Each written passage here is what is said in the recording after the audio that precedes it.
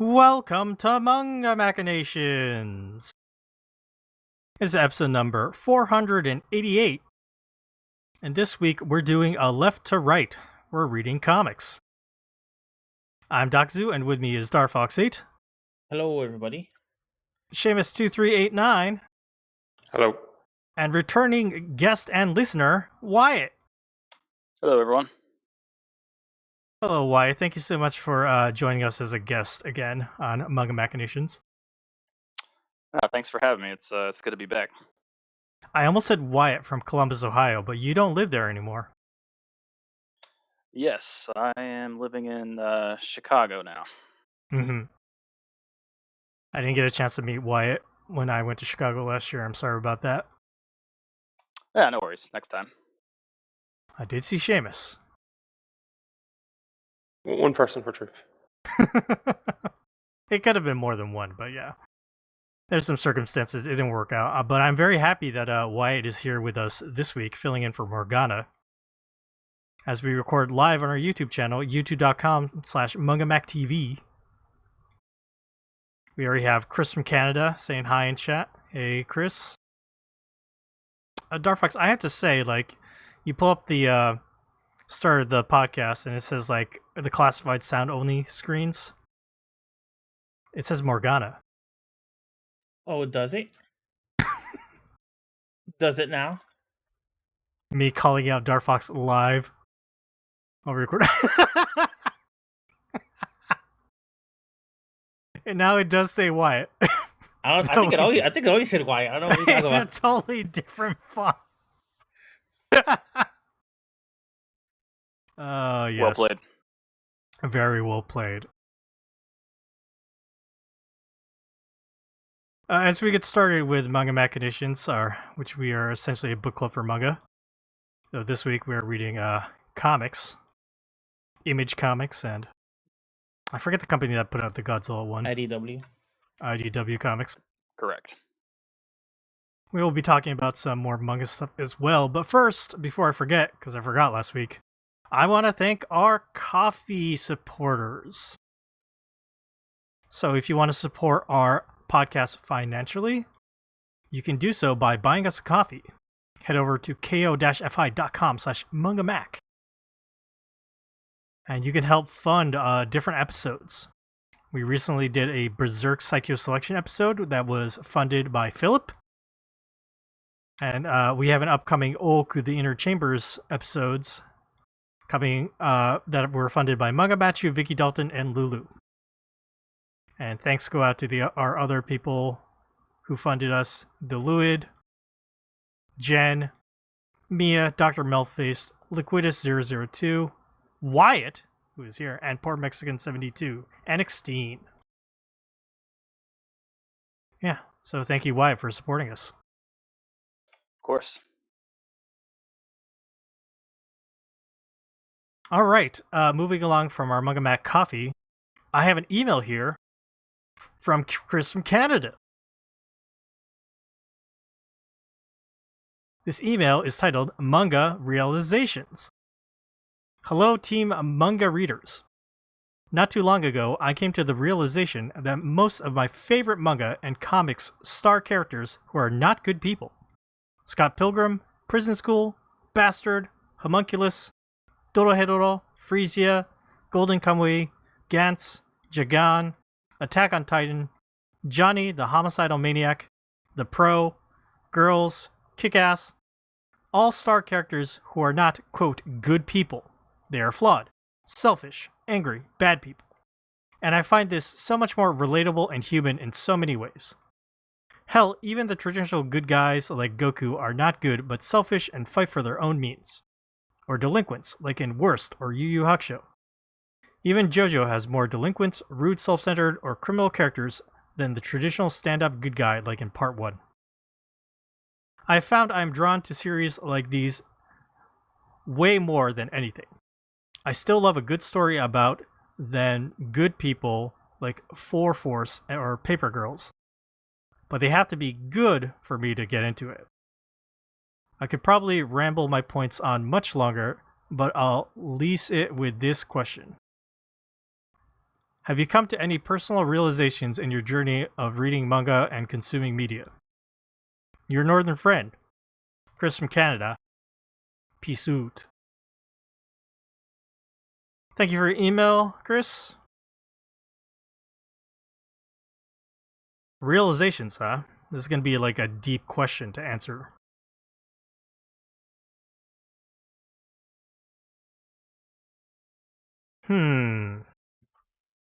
I need to think about this for a bit.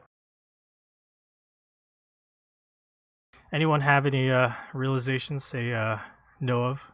Not at the moment, but I like how Chris is correcting his own email in the chat because he's just reading all the typos, just straight. Oh, it's from the Fire page. Force, not 4 Force. Okay, that makes more sense, Chris.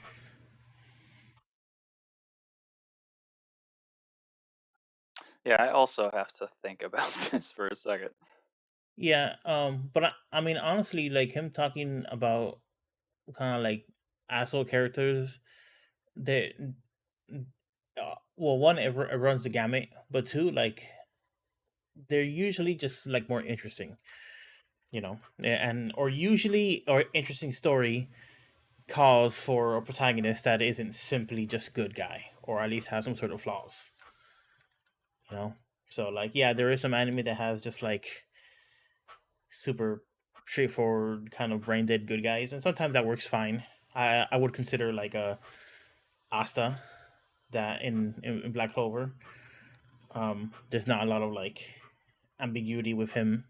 He's all like try hard. He's a good boy. Yeah, try hard, work hard. Don't feel sorry for yourself. Work harder, kind of, But like, overall, like bad feelings, bad thoughts. It's just it has a good place in a good story. So yeah, I totally get where he's coming from. Although some of those characters are definitely like further in the asshole line than other ones, but whatever, that could be fun too. Maybe you could say, Darfox, it's not necessarily a good story, but a more entertaining story with those Yeah. assholes. Yeah.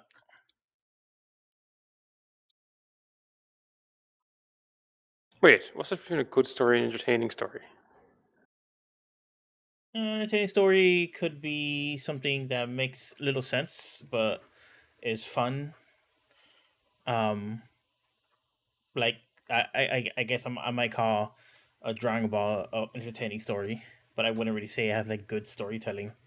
It's just rife with constant like plot twists and cliffhangers and just like stringing you along Power levels. week per week. Yeah, because Akira Toriyama doesn't know what the fuck he's doing. He's making it up as he goes. So it's not really it's not like a well told story, but like it is fun. It's exciting. So I that's the difference I'd make between like a good story, entertaining story.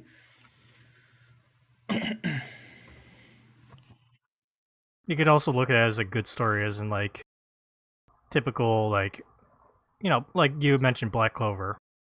You have a good boy. He's going to fight against the bad people and protect the weak and the innocent. That could be a feel-good story. But maybe it's more entertaining to read about someone who's more cynical, kind of a dick, ultimately being a good person as well. That's like the entire premise of Prince of Tennis. It's like the main character of that is an asshole, but then he goes on and like fights bigger assholes. There's always a bigger asshole to redeem like the main character asshole. That's usually how delinquent manga and stories work out too. Yeah. Oh, Chris brought up Jujutsu Kaisen, which I think is kind of famous for having a bunch of assholes in its like powers and explanations.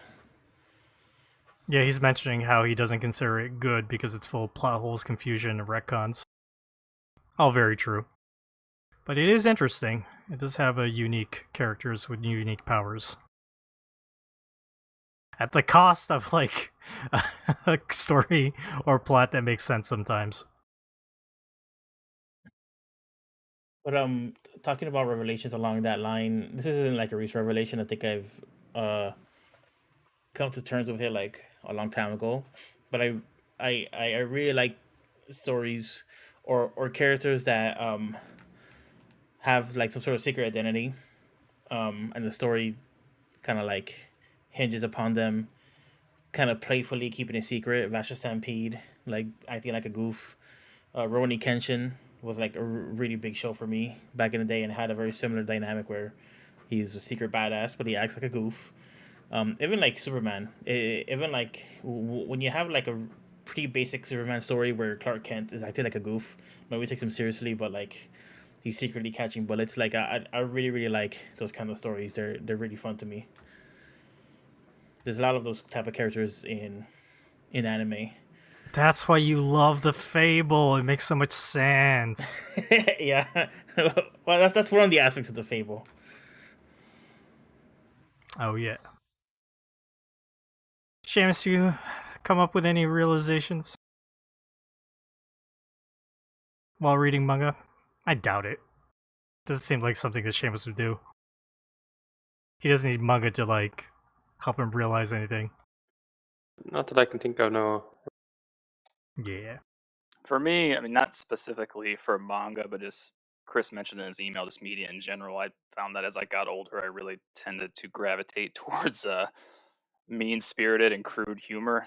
I don't know what that says about me as a person, but for example, there's this comic book that I read called "The Six Sidekicks of Trigger Keaton" from Image, and there's this character that died, and in his will he was just leaving people notes. Like he's this Chuck Norris type action star, and all of his sidekicks get together at his funeral, and he left things behind for everybody. And one guy that he just didn't like, he left a note that made it like a building up, like it was going to be like this nice sentimental note, and he just opened it up and it just said like "fuck you," and the look on the guy's face. And I just laughed like so hard, like stuff like that. And another example, like from Netflix, there's this animated sci-fi show. God, I'm like, oh, Love, Death, and Robots is what it's called. Oh There's yeah, a we need to watch that. I've seen one. that. okay, yeah. There's this little bit. episode where um these soldiers are like fighting these monsters, and this guy he like gets cut in half, and he's like about to die, and he's telling his Sarge like, Sarge, where he goes, tell my wife, tell her I fucked her sister, and then he just dies. And I just laughed so hard at that for some reason. I don't know why. I don't know why it might say something about you as a person then. Yeah, maybe. I don't know. Maybe. I'm just joking though. I'd laugh too. That's funny. I hope when I'm cut in half and dying, I can have such impeccable comedic timing.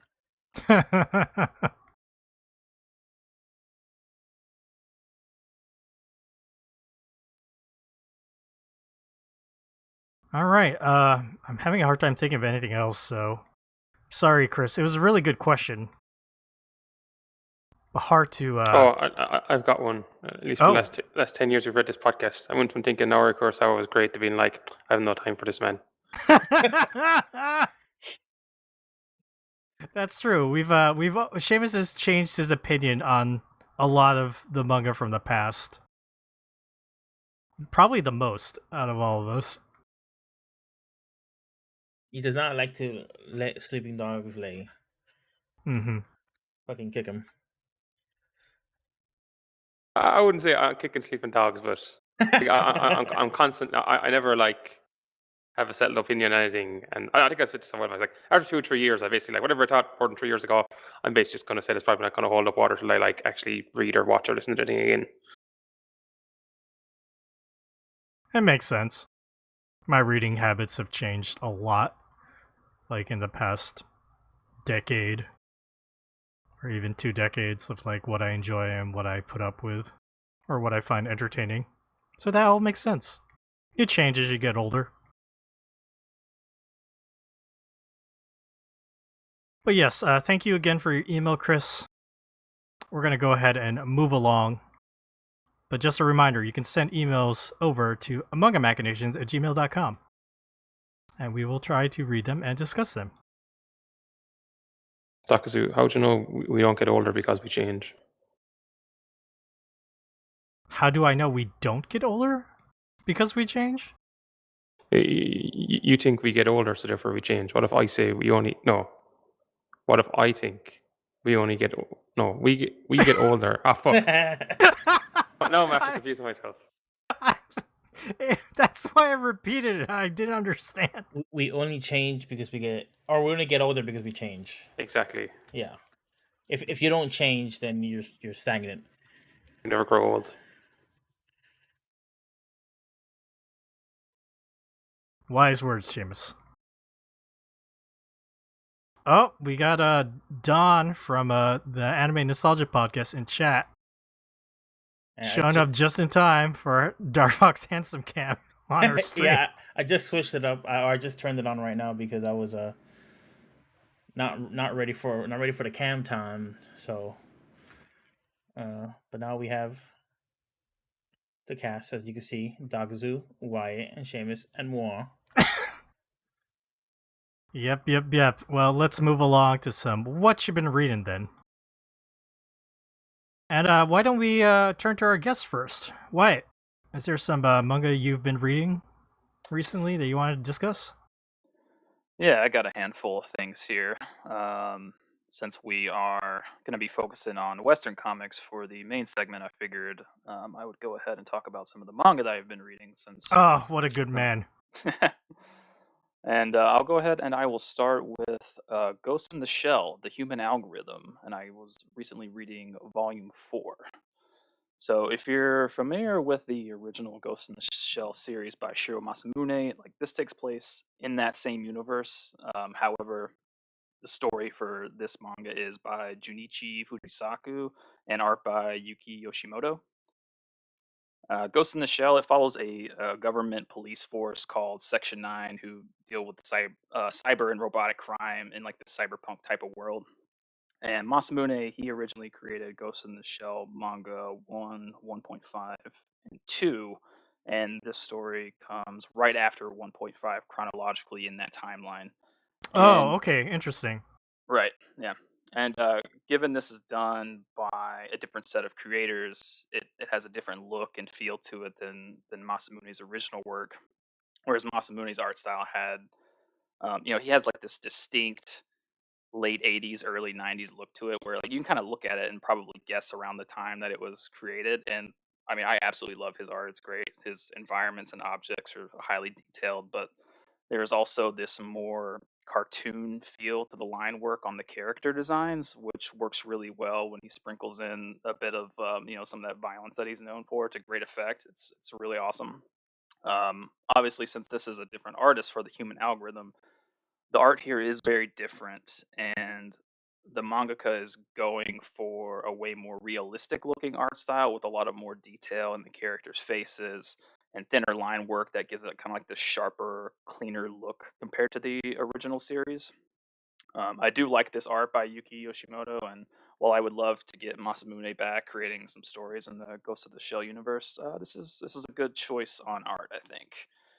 And you're not gonna get Masamune back from doing what he does, which is basically hentai.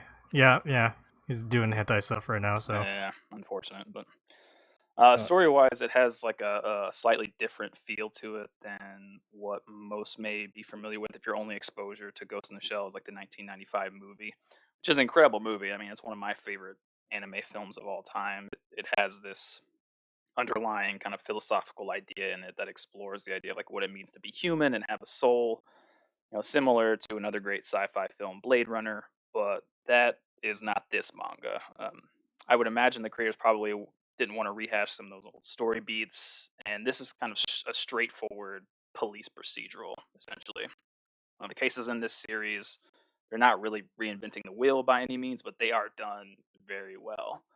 The first 3 volumes follow one case, while volume 4 begins a new case. And the manga is paced similar to like the Ghost in the Shell film, as well as something like Blade Runner 2049. So if you approach this thinking you're going to get some, like Shonen Jump level sci-fi action, then you might be a little disappointed. But the writer does a good job of presenting a very basic premise for a case and building upon it. Did you ever watch the Standalone Complex anime? I'm curious. Yes, I do have that on Blu-ray. Okay, yeah, because that ended up being closer to a police procedural as well compared to the film. It's more case of the week, and then there's kind of a conspiracy that builds up throughout the season.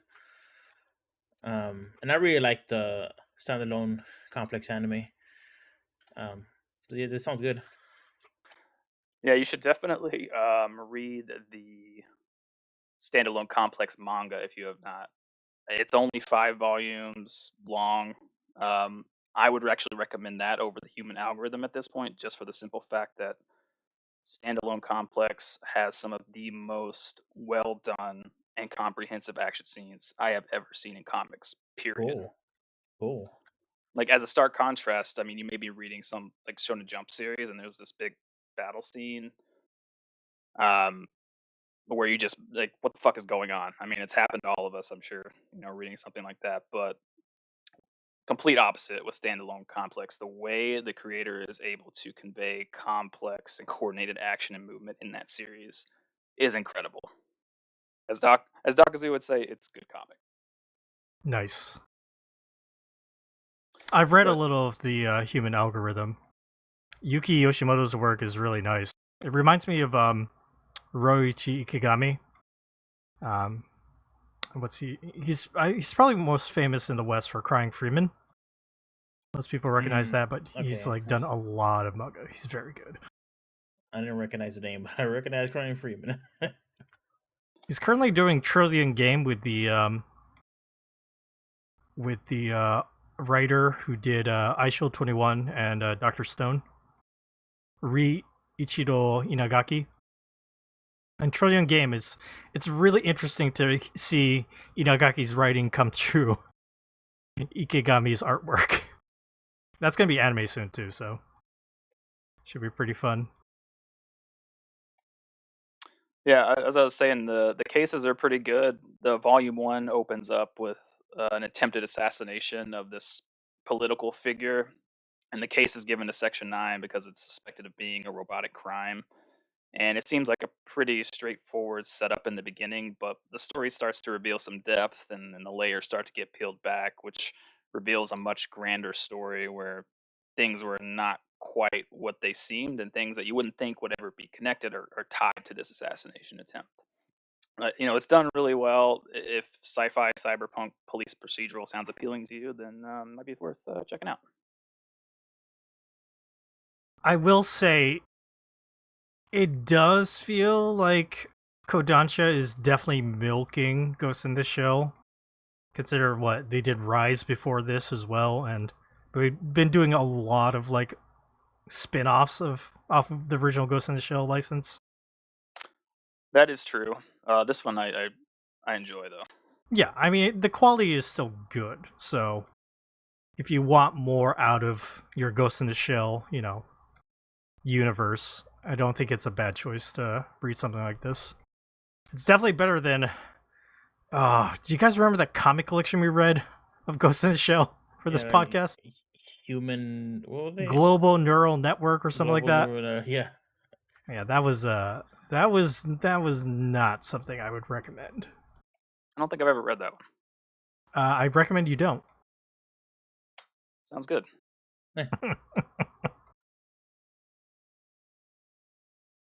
Very nice, Why? Do you have any other manga you want to talk about? Yes, I do have a few things here. Next, I will talk about Mobile Suit Gundam Thunderbolt. I recently read Volume 20 by Yasuo Okutaki, and that's published by Viz. So, after a while, I'm finally picking the series back up. There was, I believe, like a year to a year and a half between the release of Volume 19 and Volume 20, with Volume 21 coming out in English next month. It's gone on hiatus a few times due to the mangaka having some serious issues with his drawing hand, which was I forgot what the name of it was. I think it's some serious form of arthritis or extreme carpal tunnel. But it feels good to get back to Gundam Thunderbolt because I absolutely fucking love this series. Did the newest volume? Did you hit the part where he had to change up his art style because of his condition yet? Yes, that was around volume 13, actually. It was about from volume 13 to, I think, about volume 15 or 16 when he had to change up his art style. It's on volume 20 now. Yeah, So he his art switched. is mostly back. It's a Right. little bit more streamlined than how finely detailed he used to draw all like the mobile suits, but because that's what he's known for. He's known for his mech design. Right. We read one of his manga a long time ago, Darfox Seamus. This was before Morgana.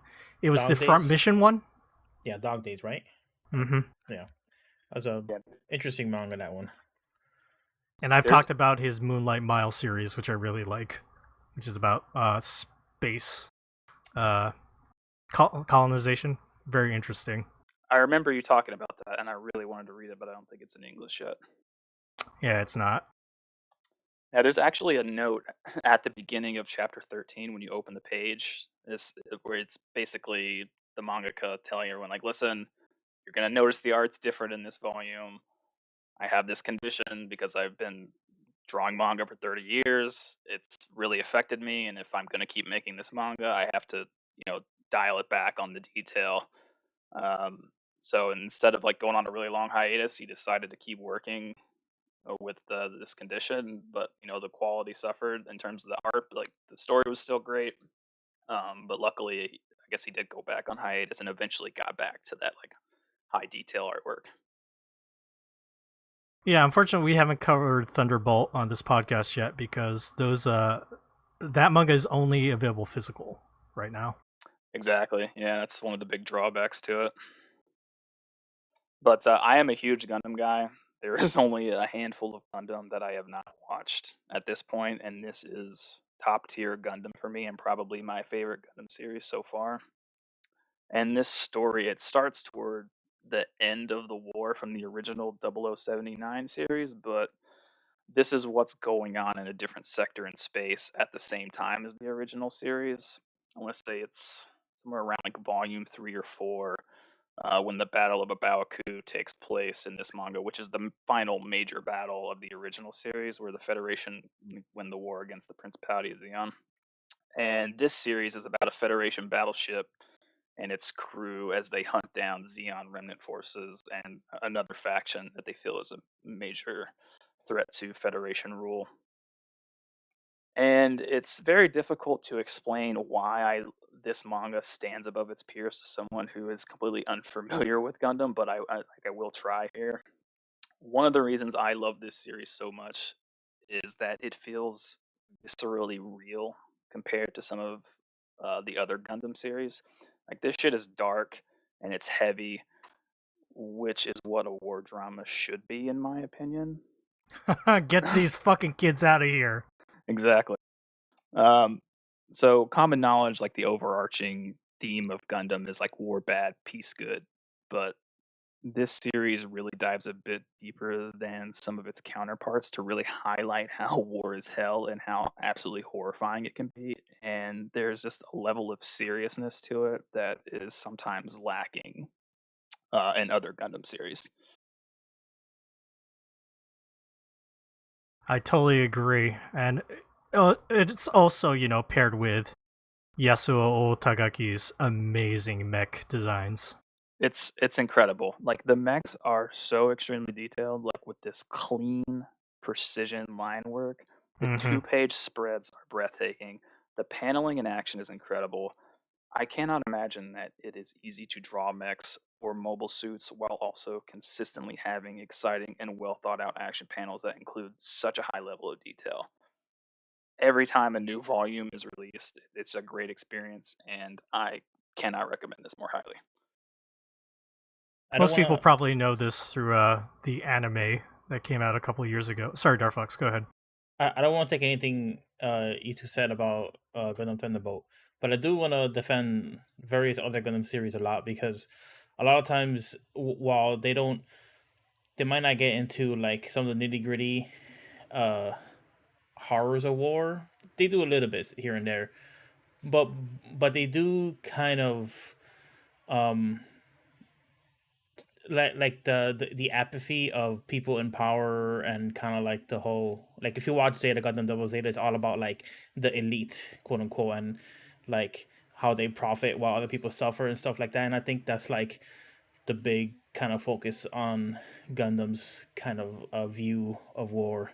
Less war bad and peace good, and more adults bad, and like adults ruin it for the next generation, kind of idea. Um, I haven't read Thunderbolt, so I don't know, you know, how harrowing it is, but I've seen some of the art and I know the art's crazy. If you are looking to get into this, the anime that, as Dakazu mentioned, it's a good place to start. The anime is incredible. Like, it looks so good. And there's 2 movies out right now. The first one's called December Sky. It covers the material from volumes 1 through 3, and then the next film is called Bandit Flower. It covers material from like 4 through 7. So maybe check out those films, watch them if you enjoy them.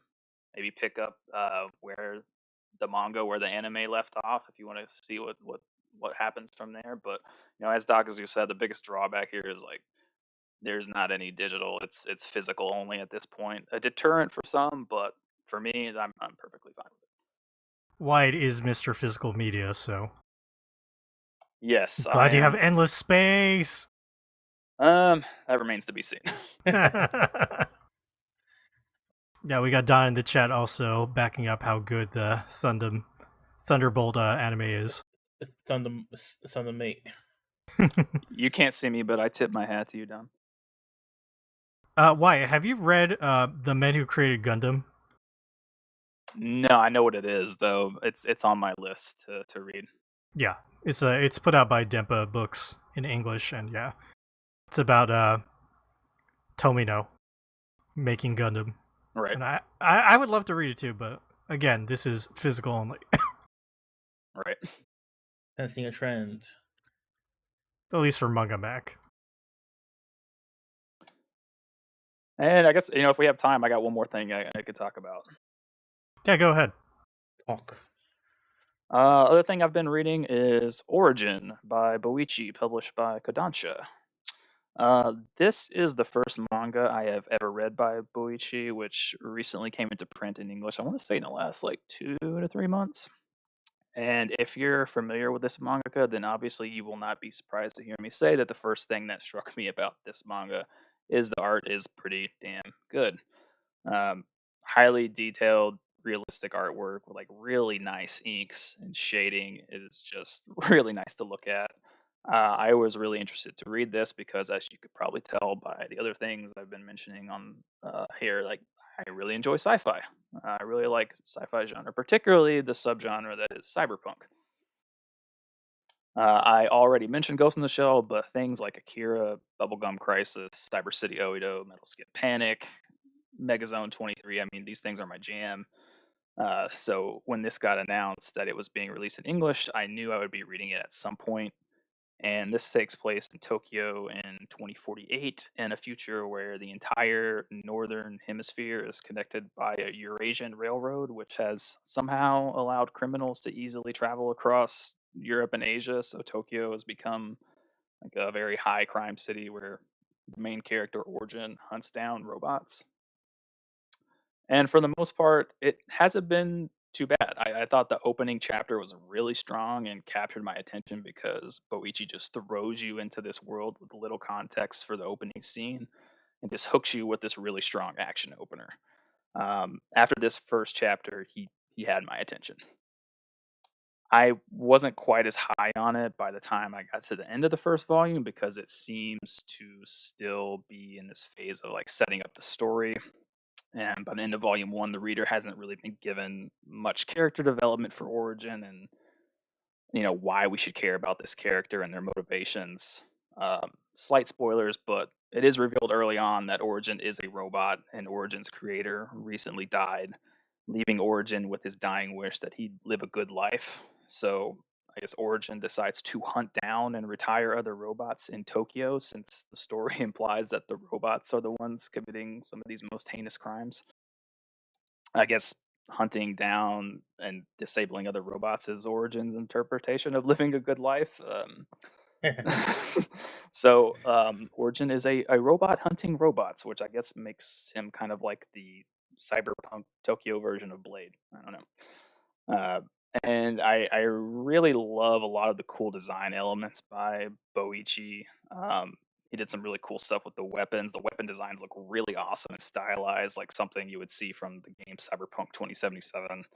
And Origin's main weapon is a katana, which he keeps like just the hilt within his jacket and kind of like a gun holster, and he hides the blade in his arm.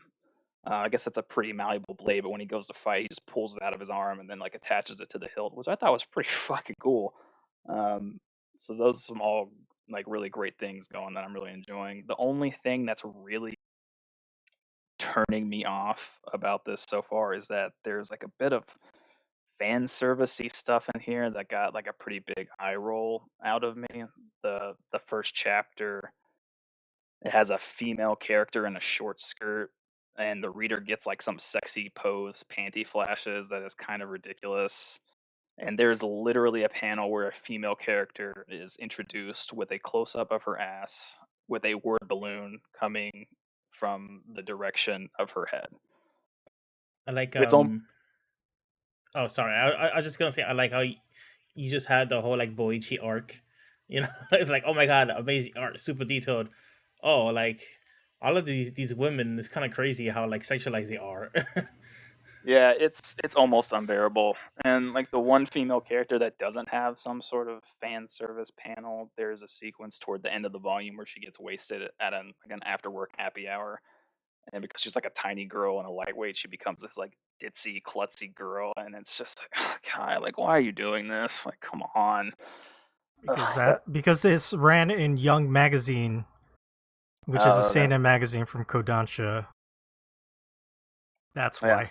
So that was a huge frustration for me with this book, but you know, it remains to be seen how this plays out in terms of if I will ultimately enjoy it. There is enough here that I'm really into that I want to keep reading, but that that Boichi, not the kindest mangaka to women. No. At least I'm literally just going off the cover from volume 2. Like their faces are more like regularly proportioned. I think the one of the big criticism of like Dr. Stone is that they have like these such a specific like doll face proportion with their eyes. His stuff looks really weird colored, like almost like they're dolls or something, Yeah, like yeah, porcelain it's dolls. kind of part of his aesthetic. Yeah. But when it's the black and white only, it looks incredible. I don't really want to see his art colored. That's funny. I think the crazy thing about Origin was it started in 2016, and a year later, he started Dr. Stone at Weekly Shonen Jump in 2017. So he was drawing them both at the same time, and they're both weekly mags. I know, like he was taking like weeks off for Origin, like every other week sometimes, but the idea of doing two weekly serializations at the same time is like that's the kind of insanity that Osamu Tezuka would be doing back in the day. So the man can draw. He can draw really good. But yeah, that's it from me. Very nice. That's a lot. Thank you. Don gives you a big thumbs up for your taste in like sci-fi, though. Oh, thank you. All right, Seamus, you read anything this past week? I know. know- Not for me. You don't want to talk about the Hellboy comics you've been reading? No. Okay. Dar, you read anything this week? I will mention something I read just because to tie into a little bit of video game news that they announced finally the DLC to Elden Ring. Finally. They did. Co-op Ring's gonna be coming back summer 2024. Me and It's- Darfox gonna it's- play that together. It's kind again. of crazy. I had forgotten how long ago Elden Ring came out. It still felt like we were within like 12 months of it coming out for some reason. Maybe just because I No, have that was 2022. maybe just I have like just terrible sense of time most of the time. But I had read in the last month or two. I haven't talked about it just because it's planned YouTube content. But I did read the first volume of the Elden Ring manga that you talked about a lot. Dr. Oh, the one from Yen Press. Yes. The Erdtree one, the comedy.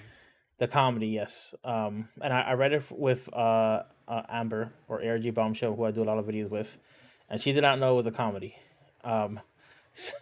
So like I think she enjoyed it more because of that. But she did see like a quick glimpse of it, like, oh, there's a butt there. Like, yeah, there's a butt. What did you know about? What do you know about this manga? He's like, nothing. He's like, okay, and then I just let her read it. But it's a very detailed manga. It's very well put together, but it's definitely like Eric Bombshell doesn't really know much about the game.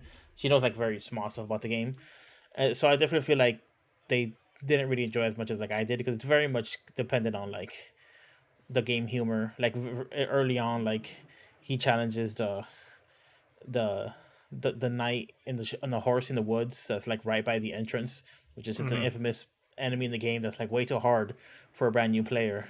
But like that's the kind of like, that's the kind of humor. This is just drawing off of like player experience and player humor. So yeah, it's a fun one. I don't know. Is that manga complete? No. The newest chapter of the manga, they just got to the Rodon Festival. Oh, so they still have quite a bit to go to cover the story. Mm-hmm. I have also read the first volume of that manga, and I would agree with everything Gar said. I think what makes it work so well is the fact that if you're familiar with Elden Ring and then you read the manga, and it's just this comedy that's just like such a pivot from the source material, but it's done really well and they execute it fantastically. Well, yeah, it helps that Nichichi Tobita is an amazing artist. Yeah, it's definitely could have been just a straightforward fantasy book, just on the arts merits. But I'm glad it's a comedy, and it feels kind of in tune with the Elden Ring or the From Software's community sets of comedy. It really just feels like it's biased for us, and for like Dark Souls nerds kind of thing. They're definitely worth watching, and stay tuned to video content of us in that manga. Very nice.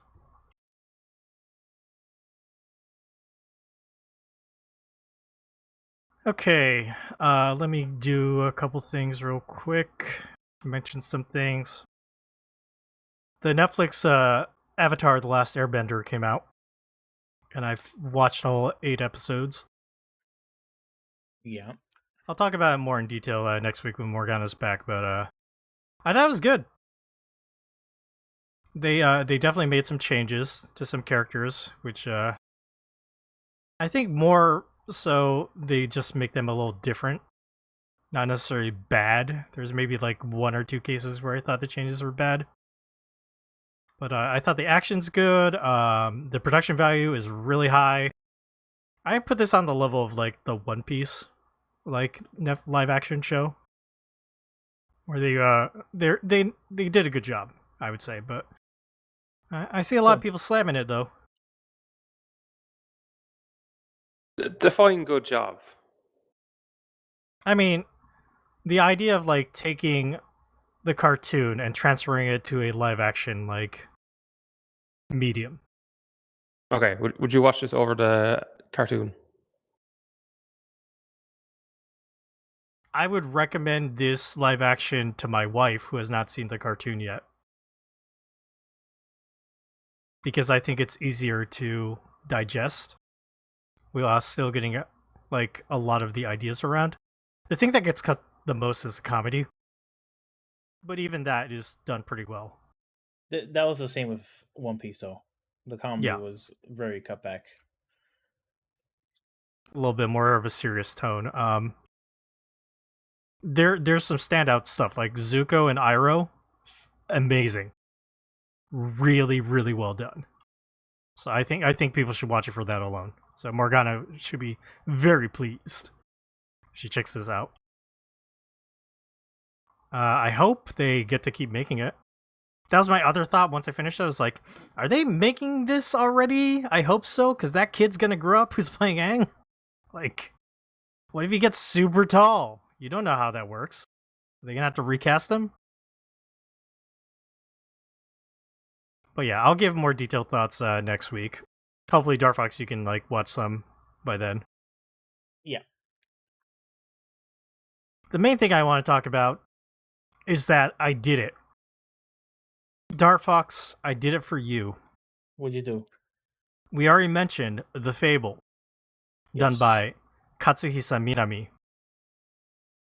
So before he did The Fable, he made his debut on a manga series called Naniwa Tomoare, Osaka Kanjo Strut. This was his debut series. He did it in 2 parts. Osaka Kanjo Strut was 28 volumes. After that, he did a part 2, which is 31 volumes. I read 59 volumes Damn. and finished it. Damn, man, what are you doing? Took me a couple weeks. But yeah. It's about Kanjo street racers. Oh, why? Don is shocked that I read 59 volumes, but like honestly, that's not a lot for me. He does that in his sleep. I do. Wyatt, have you heard, do you know what Kanjo-zoku, or the Kanjo street racers, are in Japan? A little bit. Are these the guys that are like in Osaka? Yes. Okay, So this, I vaguely know what they are. Yeah. yeah, so this, the manga takes place in 1989, the first year of the Heisei era of Japan. That's a good year. Is it the year you're born? Yes. That's usually why people say that. Yeah, so in 1989, there was a big boom of street racing that was happening in Osaka, and they were called the Kanjo Street Racers because there was an area of the highway system in Osaka known as the Kanjo Loop. It's an expressway that was connected in a clockwise loop circle, and so these young adults, 19 through 25, around that era, they had their licenses, they would buy cars, and they really loved Honda Civics because they're smaller, and the way they would race is they would interweave through traffic. Very fucking dangerous, very fucking illegal, but that's what they did. Ballsy. And so the manga follows 2 main characters Dark Fox has pulled up in the first chapter of Naniwa Tomoare. But the guy with the buzz black hair is Gus-san. All the characters here have nicknames. And the one with the lighter hair, he's known as Mabo.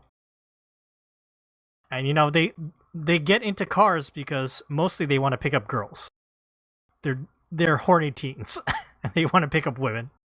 But they end up getting involved and joining a Kanjo street gang. And in the manga, it's described as it's an in-between between regular street gangs and the biker gangs. So biker gangs, full delinquents, causing mayhem, mischief, getting into fights. And street racers, just racing, like Initial D, downhill racing type stuff. It's like a partway in between. The manga basically starts and covers a lot of the Kanjo, like, culture, the different teams. The 2 main characters end up joining a racing team called Treason. They earn their stickers. They get to put it on their cars. But as the series evolves, eventually it becomes basically just like a delinquent manga. these guys get into like arguments with rival gangs.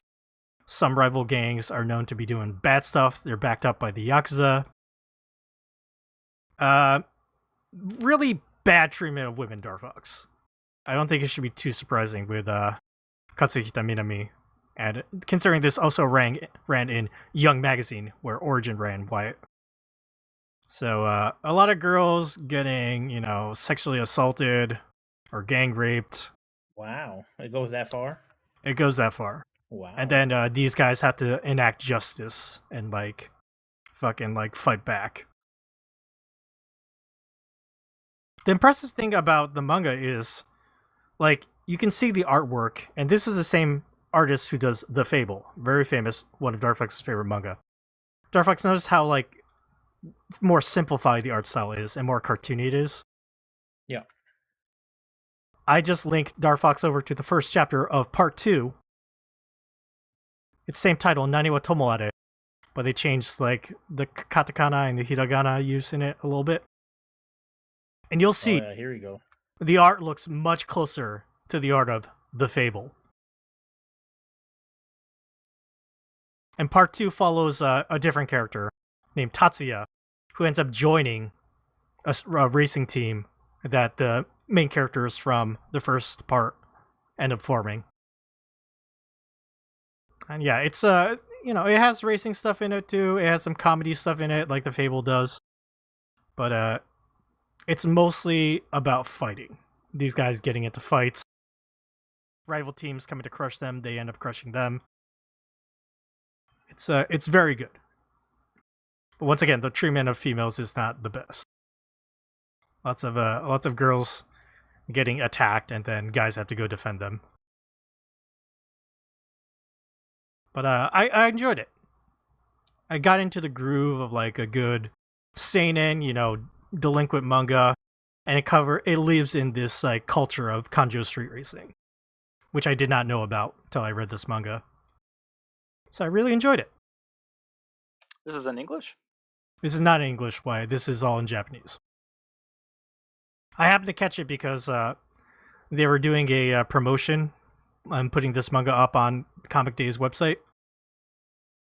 And I was like, oh, I can read this. And then, I got into it, and I read the whole thing. But The Fable, his current series, is in English and will soon be in physical. Yes. Yeah, I'm actually going to pick those up. And maybe if that does sell well in physical, then maybe this will get a English license and get that as well. Yeah, that's probably in association with the fact that there's going to be a Fable anime soon. They already had their live-action movies, which... Darfox, you watched the first one, right? Watched the first one. It was okay. I talked about it on the podcast. Mm-hmm. Talked about the manga here on the podcast as well. Excited about the anime. I really want to... I really want to see Jacko animated. I really want to see the weird divorce TV show that he's on. Yep. But yeah, just want to talk about Nani wa Tomoare. I did it for you, Darfox. Thank you. I lie, I did it for myself. I just really enjoyed it. Don says Dox's reading prowess is so powerful, lol. It is. Especially if I dedicate myself to something. I'm just gonna sit down and read.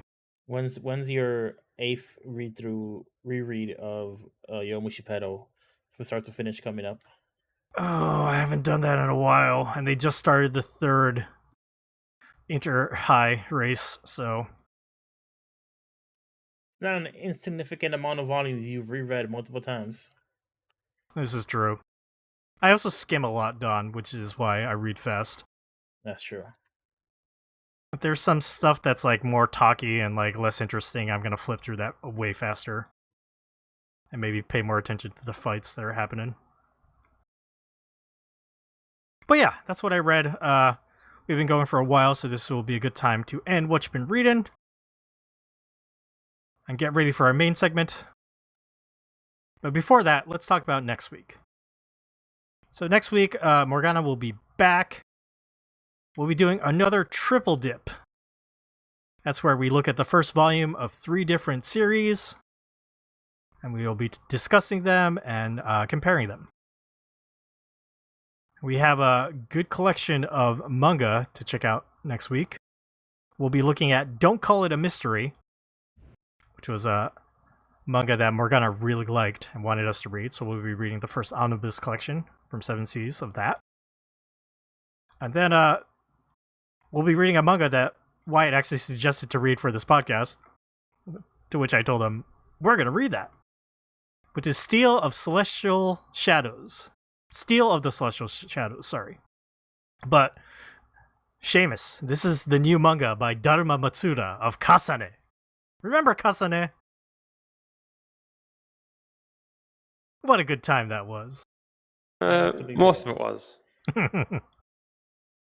But yeah, this is Dharma Matsuda's current manga series, and it's interesting. It's about a samurai that is down on his luck, so totally different type of story than Kasane. We'll be looking at the first volume of that, which is put out by Viz. And also from Viz, we are going to be checking out Fool Knight. That's the manga I said was really interesting about a world where there is no more sun. And then, instead, to keep the human race going, they inject plants into humans and turn them into human-plant hybrids to produce, oxygen for society. And it's a dark seinen story. Why, you'd probably like it. I've never actually heard of it, but it's funny that you mention that because there is a Western comic series. I think it maybe just ended or is still going on with the exact same premise. It's called Noctera by, I think it's by Scott Snyder. Ooh, when did that come out? Because Fool Knight's pretty recent. It came out like maybe 3 years ago. The third trade just came out within like Q4 of last year, so it's a couple of years old probably. Well, plant-human hybrids have been kind of a thing. There's a new Weekly Jump series that's about that. Of course, you have Hell's Paradise, which is very similar to that too. Originally published. Oh, interesting. But yeah, the first physical volume of Fool Knight is not available yet, but if you have a subscription to Viz, and that's where Viz subscription, it's different from the Shonen Jump subscription, because on the Viz subscription, they used to have the Shonen Jump stuff, but now they've changed it. They have all the Shogakukan manga. So all stuff like the new Rumiko Takahashi manga, Mao, is on there. We did, when they switched Star Fox, remember we read some series there, like Saturn Apartments, which we all did not like. But yeah, it has a different library, mostly Shogakukan published stuff. And Fool Knight is from Shogakukan.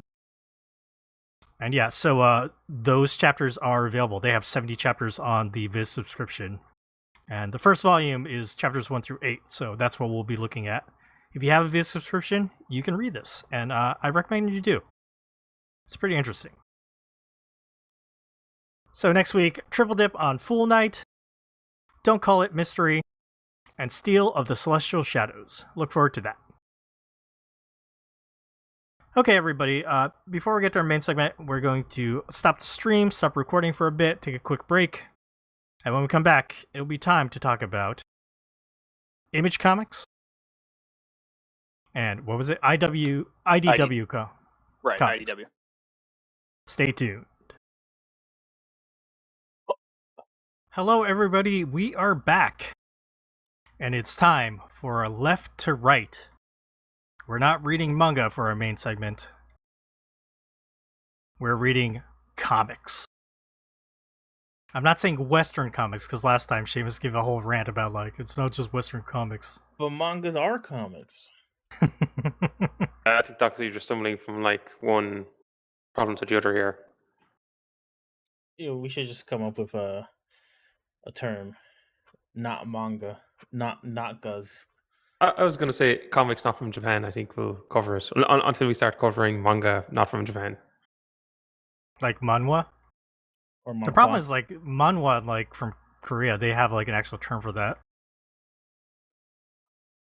Well, like, is Ryukyo technically manga, given it was published in France? I believe so. That's how the creator of Ryuko refers to it, as a manga. That's why. But also, the term manga in Japanese also means comics. So also confusing. Yeah, I mean they call it King of the Hill anime, so Wait, what? yeah. Yeah, it's animated, isn't it? As in Yeah. like an animation? Yeah. Okay. They don't call they don't say cartoons like when it's talking about King of the Hill.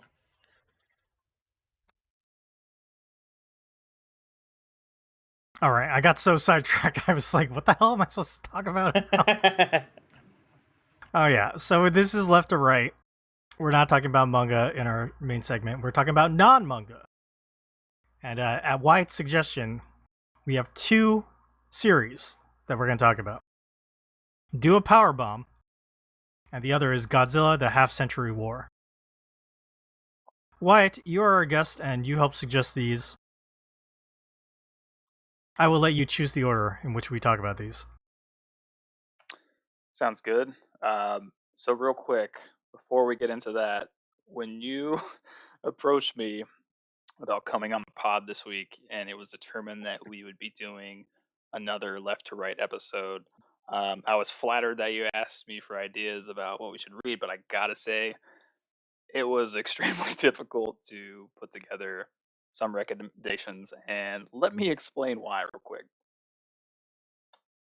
The first criteria that I believe was extremely important is that the entire story is collected in one trade.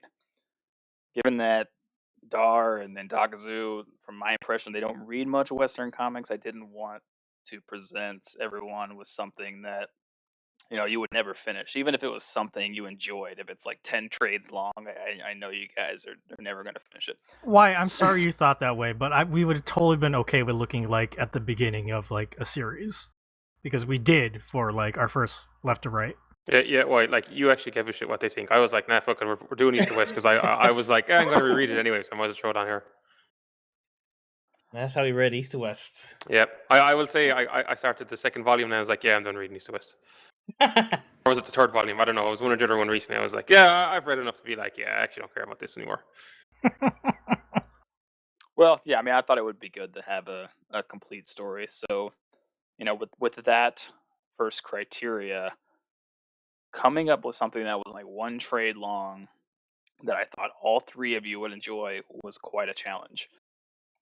I did throw in some recommendations for graphic novels, but mostly trying to stick to sequentials. So I was racking my brain for a while and saying to myself, well, Dakazu and Dara would really like this. Seamus probably not so much. Well, this is something Seamus that would really like. Dakazu would hate this. So yeah, it was difficult, but I'm glad we were able to settle on something. I really appreciate you put so much thought into it. I think at a certain point you just gotta let the bodies hit the floor. Because it's we have such distinct taste at this point. You described the struggle that we have, where I'm just like, yeah, lads, you just do that. I'm gone this week. You can enjoy that stuff. I'm not reading it. But so it's a good choices. I think we obviously talk about the good and bad, but I think it was a effort well spent, I guess is a way to say it. All right. So yeah, we can jump into it, and I'd say let's talk about Godzilla: The Half-Century War first. Dakasu, go first. Hold on. Let me introduce it. Godzilla, the Half-Century War is a comic put out by IDW Publishing. It's written and illustrated by James Stokoe? It's actually, I think it's Stoko. Stoko. Yeah, every time I have seen some sort of like YouTube creator or somebody ever say his name, everyone goes to Stoko. So I'm pretty sure it's a James Stoko, but I could be wrong. Okay, James Stoko. I guess that's like, I'm checking, I'm looking at this, and I don't think there's any other credits here.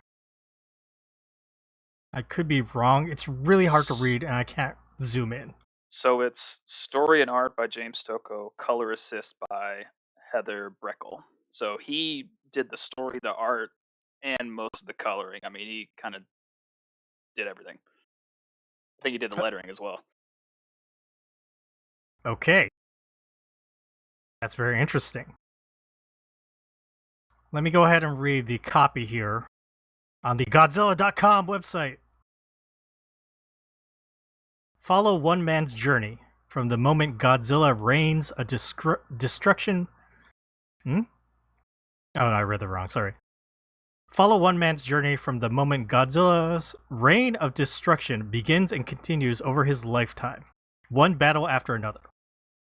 The year is 1954, and Lieutenant Ota Murakami is on hand when Godzilla makes his first landfall in Japan. Along with his pal Kentaro, Ota makes a desperate gamble to save lives, and in the process begins an obsession with the king of the monsters that lasts 50 years, ranging from Ghana, Bombay, and maybe the end of the world.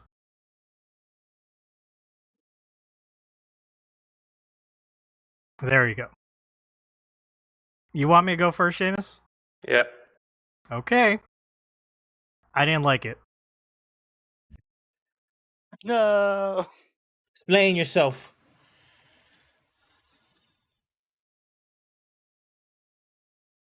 Okay, there's a lot of small things that kind of add up, which basically like got me to the point where I wasn't really enjoying this book.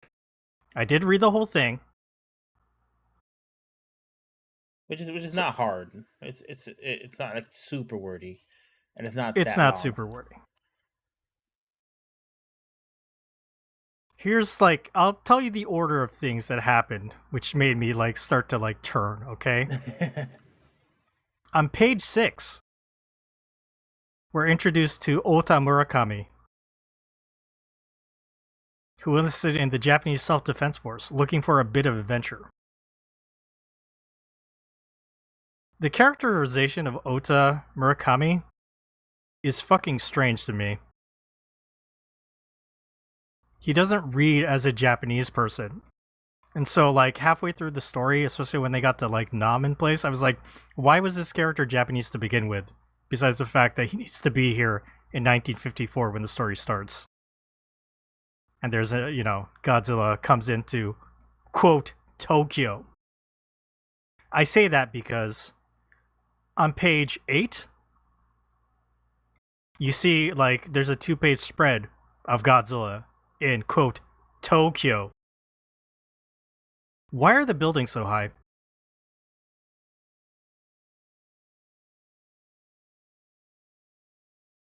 Buildings weren't that high in Tokyo in 1954. So immediately, Wyatt, I was like, this is wrong. If you're gonna set, like, a manga in a historical period and a place, you should probably have, like, the details correct. I appreciate the historical accuracy. This is definitely not something that I was thinking about while reading this, because I'm just unfamiliar with, Tokyo's architecture in the 1950s. The thing is, so that probably didn't bother Darfox. It probably didn't bother Seamus. I noticed it, so, I noticed it. But going back to page 6, Darfox, you see Ota riding a Sherman tank. The tank and the way it's drawn is weird. The left side... I gotta bring this one up. Hold on. Okay. So it's drawn in pretty good detail. But if you look at the left side of, like, where the tread is, compared to the right side and, like, why it's not symmetrically lined up, and of course, like, you can make certain, like, adjustments for, like, visual flair, or you can draw loose. But in a comic in a visual medium where you're going to be drawing tanks and vehicles, I don't think this guy was paying attention to the detail enough where, like, it was loose to a point where it bothered me. I don't want to jump on your toes and like interrupt you while you're still kind of expressing your feelings about it, but I do feel like this is much more like playing with the toys kind of book than a good historical like fantasy fiction.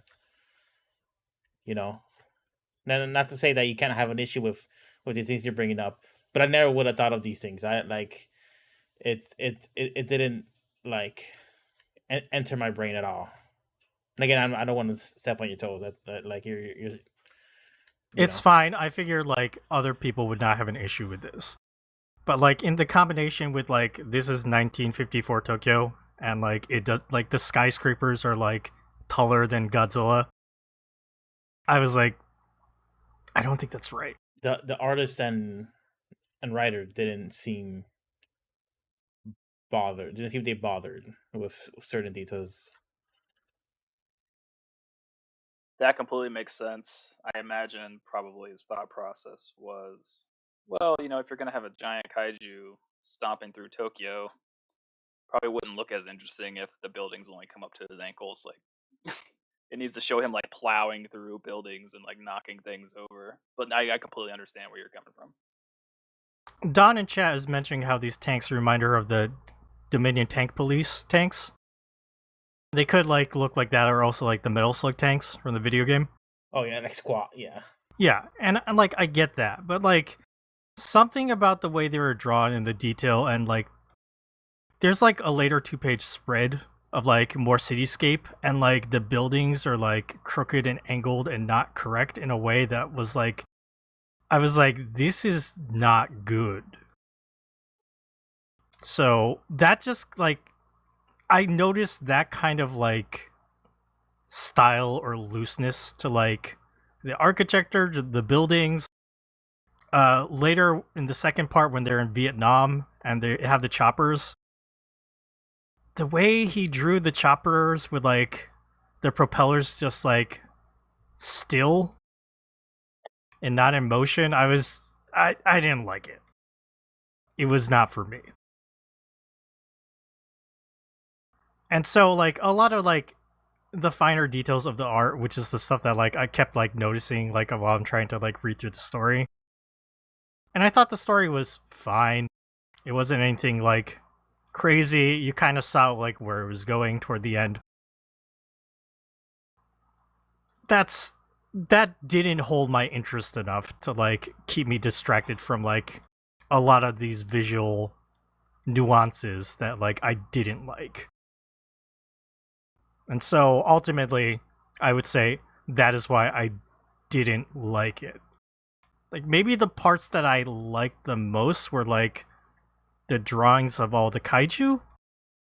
They looked pretty good. But then they were doing like some of the action scenes, and I didn't like how the action scenes were drawn. When he's fighting against Godzilla's fighting against, who's that first monster in Vietnam? I'm so bad with like the turtle-like one. I forget what he's called. Yeah, like yeah. In the first like part in Tokyo, you just see Godzilla destroying everything. And then like we finally get a kaiju battle, and I was like, okay, here we go. Let's see some good stuff. And it's just something about like there's no motion in those action scenes that really stand out. Oh, you mentioned the lettering was done by this guy Wyatt. I think so. When Not Godzilla 100% sure. When Godzilla shows up in that first 2-page spread on page 8, and it's like a scream, I really hate how that scream is drawn. I thought that was an interesting flair, because Godzilla has such an iconic scream that's hard to vocalize and hard to like like a letter, like write out in letters, like I like how do you like? Oh, I'm surprised I I don't didn't. think it's even I. I think it's yeah, or what. Like that's my issue. Is like it's so like you can't even parse the letters. It's true. It is hard to read. I don't think it's supposed to be letters. I actually interpreted it as decibel wavelengths coming through, but maybe I'm wrong.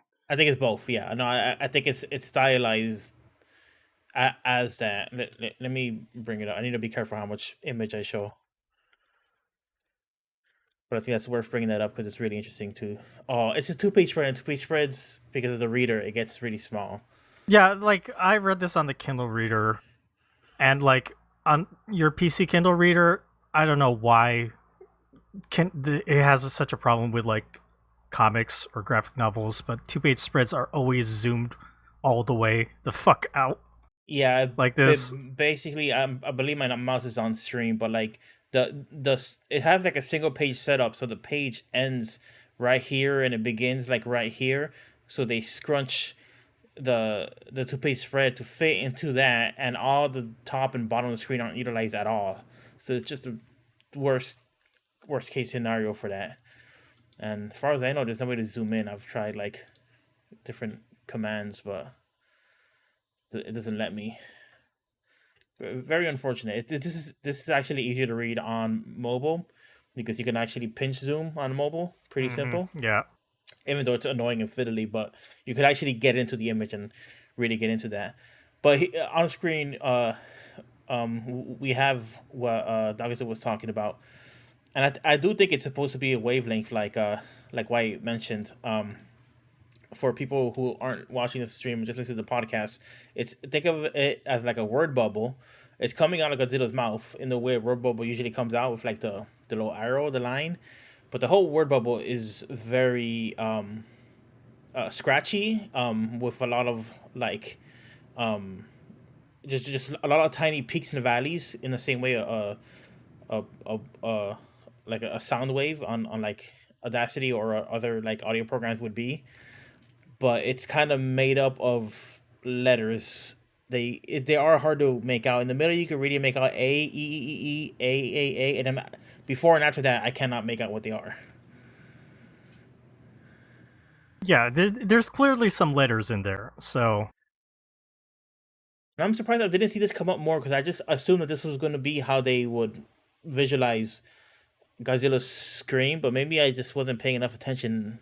This was like the only like big moment where they kind of show, because like I said before, the Godzilla roar is such an iconic part of like the monster, and in any kind of like non-audio medium, you immediately lose that iconic aspect of it.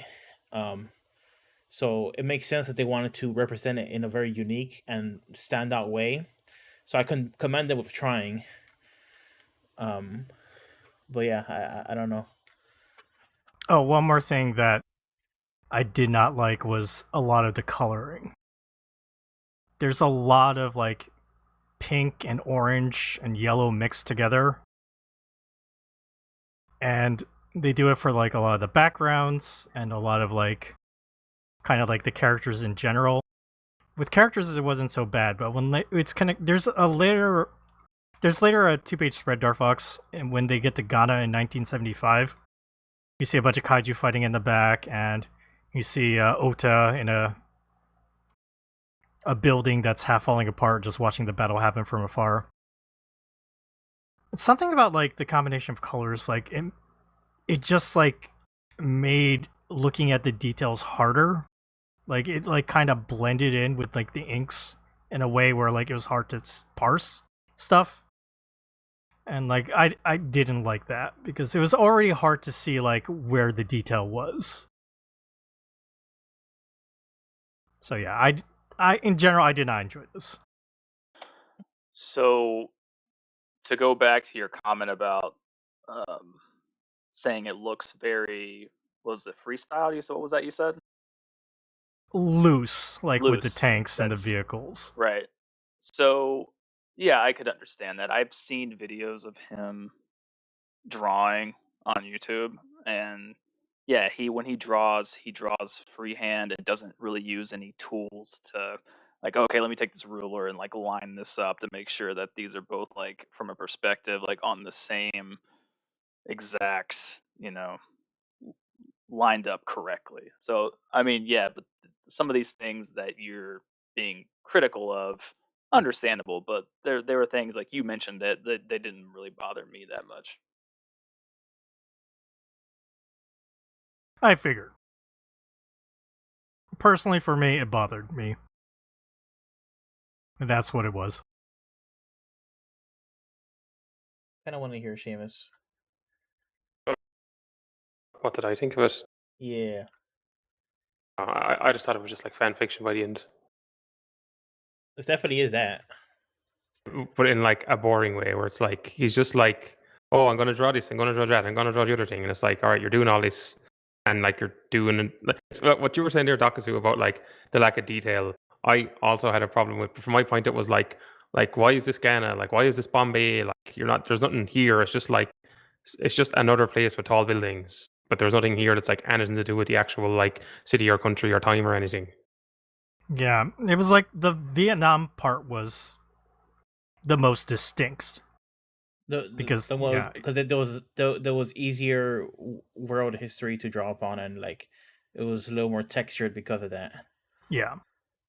It kind of reminded me of like thing where like people have pointed out with, like a lot of blockbuster movies. There's like, oh, they're going to half a dozen countries, and it's like, okay, if they're going to half a dozen countries, but they're not really doing anything interesting with any of them.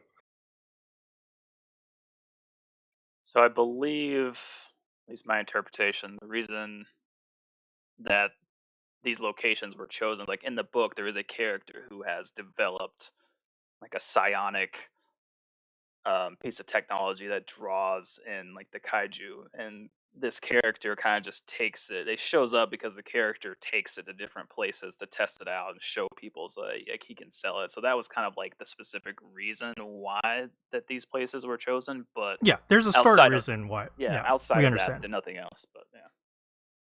We're just saying, like, if they were gonna go to different locations, it would have been nice to see them drawn, distinct enough where it stood out as more like a different set piece, as opposed to like 3 cities that were only vaguely. Like if they didn't say year country at the start, like you'd be like, I don't know, this could be any place. Yeah. There's nothing like there's no specifics here. I think the reason for the years, he decided to pick all of those years were years that Godzilla films were released in Japan. I think the first one in 1954, and then when this was created, Godzilla -1 hadn't come out yet, but the last Japanese Godzilla film was 2002. Wait, Shin Godzilla was like, when is Shin Godzilla? Oh, Austria, this is 10 years old. So it's probably before Shin Godzilla. Yeah, this came out in like 2011, 2012, something like that. I think Shin Godzilla was like 2016. I might be wrong, but like even that's just like, I don't know, shit reasoning. Like, oh, we're lining them up with Godzilla movies. Like, okay, like why do I care? Like, how does that make the story more interesting? It doesn't. The reason why you care, and I'm gonna butt in, is because this is very much just, and I mean this in a positive way. It doesn't mean you have to like it, but this is very much just like Godzilla fan service. It's like I said in the beginning, it's like playing with the toys. It's I really think that was just the pitch of it, and that's kind of like who it's mostly sold for, and it kind of works. It works a little on me. Like I enjoyed reading it, and I think my brother, who doesn't really read comics, but we grew up watching Godzilla movies, I could probably tell him to pick this comic up, and he'd probably like it. Because, and I do think there could be like a greater comic in this somewhere. We this is kind of weird programming we're doing because we just did like a left to right recently with the Punishers, and like it really feels like what's the matter? Garth Ennis, is that his name? Yep. Like the way that that Vietnam story is just like textured with like um the character, but also like the politics and the commentary on, you know, the money of war and all that shit. Like it's textured in such a way that I think something like that could be applied to a story like this. This could be like a deeper, more profound story where maybe Godzilla is a force of nature, but also maybe you could almost see him representing kind of like war and the perpetual war. Um, and I was kind of wondering if the book was going to be about that because it's called Half Century War. So I was like, what is this book about? But I know it's just about Godzilla shows up every once in a while, and this one guy is like his whole life becomes obsessed with it, which is like another Godzilla trope, right? The character who's obsessed with Godzilla.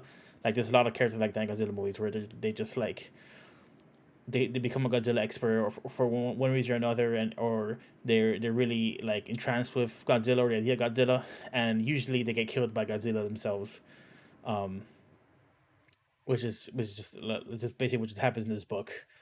Um, I don't think this is a bad book. I think it achieves all the things it wants to achieve, meaning it has these 2 page spreads with a bunch of like kaiju, and I think they're all like recognizable on model. They look cool. Um, and I guess I agree or disagree with Dagazu. I thought the action was pretty good. I like the action between all the kaiju. Um, I didn't really care for any of the human stuff. I didn't think they looked bad, but they it just the really strong art is the kaiju stuff and the buildings surrounding them and the destruction. I think all that stuff looks really really good in this book, and I think I really just feel like that's all there is to it, and there is an audience for that. So this is purely like a passion or like a love letter to Godzilla. This creator, in my opinion, thought of a way to say, "Hey, how can I include all this history of Godzilla?" Like, it's not going to be deep or meaningful. It's just going to be, um, like Dar said, this is just going to be like Godzilla fan service. So I understand like Seamus and Dakazu's, um, distaste with it for that. Completely understandable. Like going into it with that type of expectation, yeah, you might be a little disappointed in this for sure.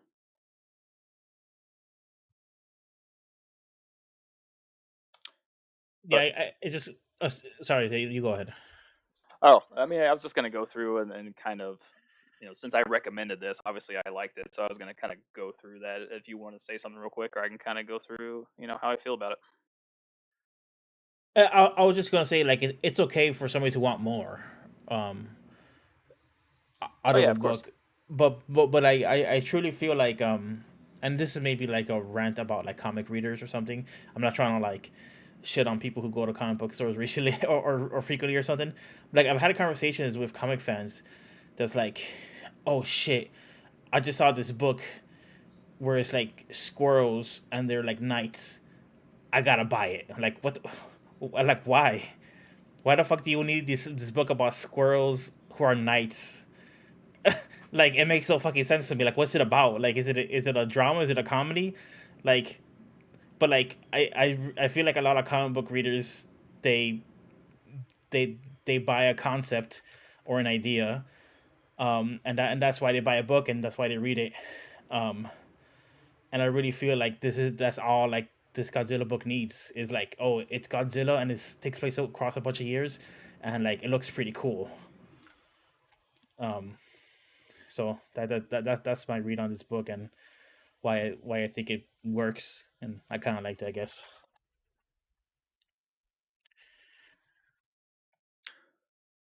Well, I did really enjoy this. I've been a pretty big fan of Stokoe's work, um, and I thought he was actually really great. Probably maybe the perfect creator to tell the story in this medium, given his art style. It's like clear as you're reading this, in my opinion, that he has a pretty deep passion for this franchise, and he created, like I said, this love letter to Japanese Godzilla films.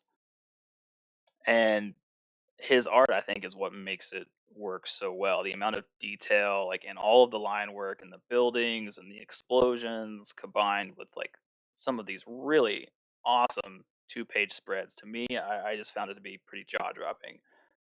And some of that art, I mean, it did give me something like, Katsuhiro Otomo vibes in the art, where, like, because it makes me think about Akira when you see these environments and the cityscapes and just how detailed they are. I can only imagine Bro. that hold on, like Stoko spent multiple hours just like drawing windows alone during this drawing process, right? Dakazu, go ahead. Do you want to? I clearly you want to say something. It's fine. I think it's fine that like he spent multiple hours drawing this all by himself. That's impressive. That is an impressive feat. I'm just saying, maybe he should have gotten some assistants to help draw backgrounds instead. Fair. That's all I'm saying. But I really love the way that the story was structured. It basically drops you in at the most exciting and action packed moments over like that 50-year span.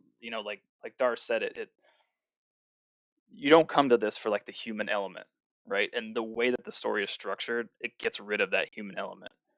And the only human side of this story that Stoko includes is the one character of Murakami. So, he's not trying to juggle too much by inserting a lot of human drama in here. He can focus on one character that's a bit of a more personal story. And, something like that has been a huge criticism of like the Hollywood films over the past, decade or so. It's like, oh, okay, the kaiju stuff works good. It's just like the human drama is just really lacking. And yeah, I mean, I thought some of these two-page spreads, like I said, incredible. I thought the artwork was fantastic. I know, Doctor, you mentioned you had trouble following the coloring. For me, not really too big of an issue to follow it, and yeah, I really enjoyed it.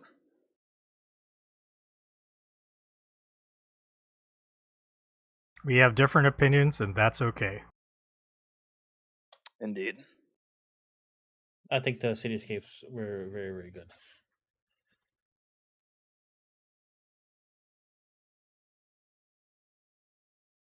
Seamus, anything else to say about Godzilla, the Half-Century War? On your I point think about having a lot of passion, Jeff Johns has a lot of passion. Doesn't mean he ever does anything good either. Does he have a lot of passion though, or is he? I don't know the man, but it does kind of feel like that this man could be cynically going through the motions. Well, I don't know about Jeff Johns now, but back when he made his name, it was just like, So, Seamus, I think you had mentioned to me that you did enjoy something from James Stoko. What was it? I read Aliens. Is it Aliens Dead Orbital? I like that, and I read like Arcstein when it came out years ago. I read like the. I don't know how much did he get. Was there even a volume? How much of Arcstein was there years ago? Jesus. Oh, that was the old one. So I was racking my brain to say, should I? Because I knew I wanted to do a James Stoko comic. I'm like, should I do Godzilla or should I do Aliens Dead Orbit? And I went with Godzilla. Maybe I should have gone with Aliens Dead Orbit. I like Aliens Dead Orbit more. In that case, it was like him doing an alien story, but I don't know. I liked it. I read it. I thought like he actually had like there was like good pacing. Like the part of the issue with me for this as well, like the plotting was just very like, oh, new city, same stuff. New city, same stuff. Where like Aliens That Orbit, there was like an arc. There was like a sense of regression. Maybe he also wasn't drawn as many like it was like a tighter story. Arkston I haven't read in years. I can agree with that. Yeah. Arkston was 2010. Jesus, that was 13 years ago. Like I actually like his art, and he's kind of someone I like keep half an eye on. I don't know when it comes to the actual story and plotting, is he all that great?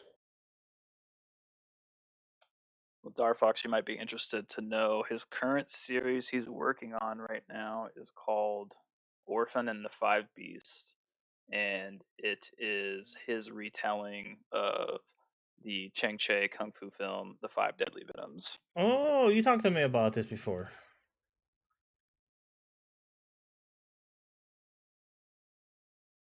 Okay. That could be the next left or right. Kung Fu comics. Death. Shaolin Cowboy. There was the black and white one from years ago, the name of which I can't remember. That was the Wachowski one, right? Shaolin Cowboy. Shaolin Cowboy is Jeff Darrow, I believe. Oh, I thought that Wachowski wrote it or they came up with it or something. I remember it being. I used to have a Matrix comic book that was like a Matrix anthology, and Shaolin Cowboy was like heavily advertised in it back then. But maybe it's just like the publisher or something. Oh, with the exception of the opening dialogue in the issues of the original one, which were written right of Wachowski's. That's the connection. Okay. Oh, was it Infinite Kung Fu?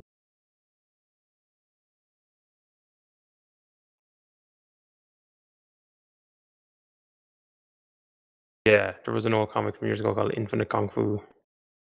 Hey, I'm down to try out these sequential art kung fu.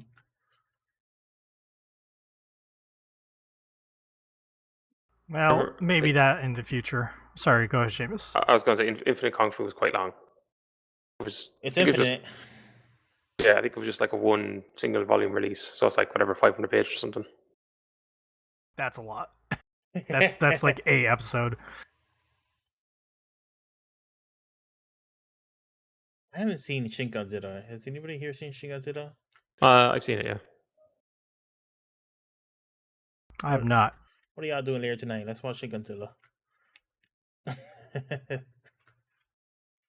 I do hear good things about Godzilla -1. Yeah, that one's supposed to be very, very good. Good crowd pleaser too. But yeah, let's give our final thoughts on Godzilla: The Half-Century War and move along to our next book. Darfox, you go ahead first. Hold on. Go to the next person. Okay. We'll go to Wyatt. Yeah, I really enjoyed this a lot. I thought it was a great comic. Seamus. The art I liked, everything else, meh. Dar, you ready? History shows again and again how nature points out the folly of man. Godzilla. Of course, that's why. You said, wait a minute. Yeah, you heard me. I did not enjoy this. And, you know, the unfortunate thing is, like, it makes me not have any interest in looking at any other comic by James Stokoe. That's unfortunate. Aliens Dead Orbit is a really good comic. I don't know if you're into Aliens, if that's a franchise you like, Dagaru, but that's a great comic. There was an Alien comic by the guy who does Hellboy that was good. That I remember reading. Salvation. Yes. Salvation's really good. That I enjoyed. I did have an idea for left or right that was Salvation, the Dave Gibbons one, and the Stokey one. Oh I think boy. there was a fourth one I did as well. Because they're all like 4 good miniseries. It could be possible I could read another comic by this person and enjoy it. But in terms of like my impressions from Godzilla Half-Century War is I'm not interested in reading another comic by this creator.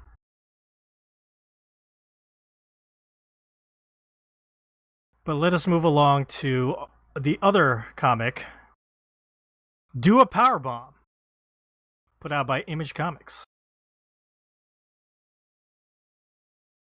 Let's see, this is created, written, and illustrated by Daniel Warren Johnson. Colors are done by Mike Spicer and letters Russ Wooten. This is the comic that Wyatt has been asking Darfox to read, and he has been sitting on this for over a year. Hey, I bought it, so I gave the creator their money. I currently do not know where it is. See that door behind me? It's in there somewhere. That's full of boxes that I haven't opened up from my move yet. Yeah, So. but we got him to read it for this episode, so we did it, Wyatt. Mission accomplished. Yeah, like was that 13, 14 months later? That's pretty. That's not bad for Dark Fox time. Now you, To be honest. now we just need a video game podcast so you can force me to play Signalis. Oh, Oh, my gosh, boy. you still have not played that I yet. still have not played. One of these days, you're gonna play Signalis, and then you're gonna drop the controller, and you're gonna think, "Damn, I need to go tell Wyatt like I was wrong. Why didn't I play this sooner?" That honestly, Dar, when I was playing that game, you were the first person I thought of, like this has Dark Fox written all over it. This is his shit.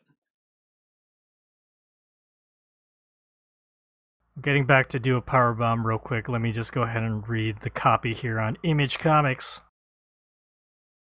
The creator of Murder Falcon and Wonder Woman Dead Earth is launching a brand new limited series. Lona Steele Rose wants to be a pro wrestler, but she's living under the shadow of her mother, the best to ever do it. Everything changes when a wrestling-obsessed necromancer asks her to join the grandest pro wrestling tournament of all time, which is also the most dangerous.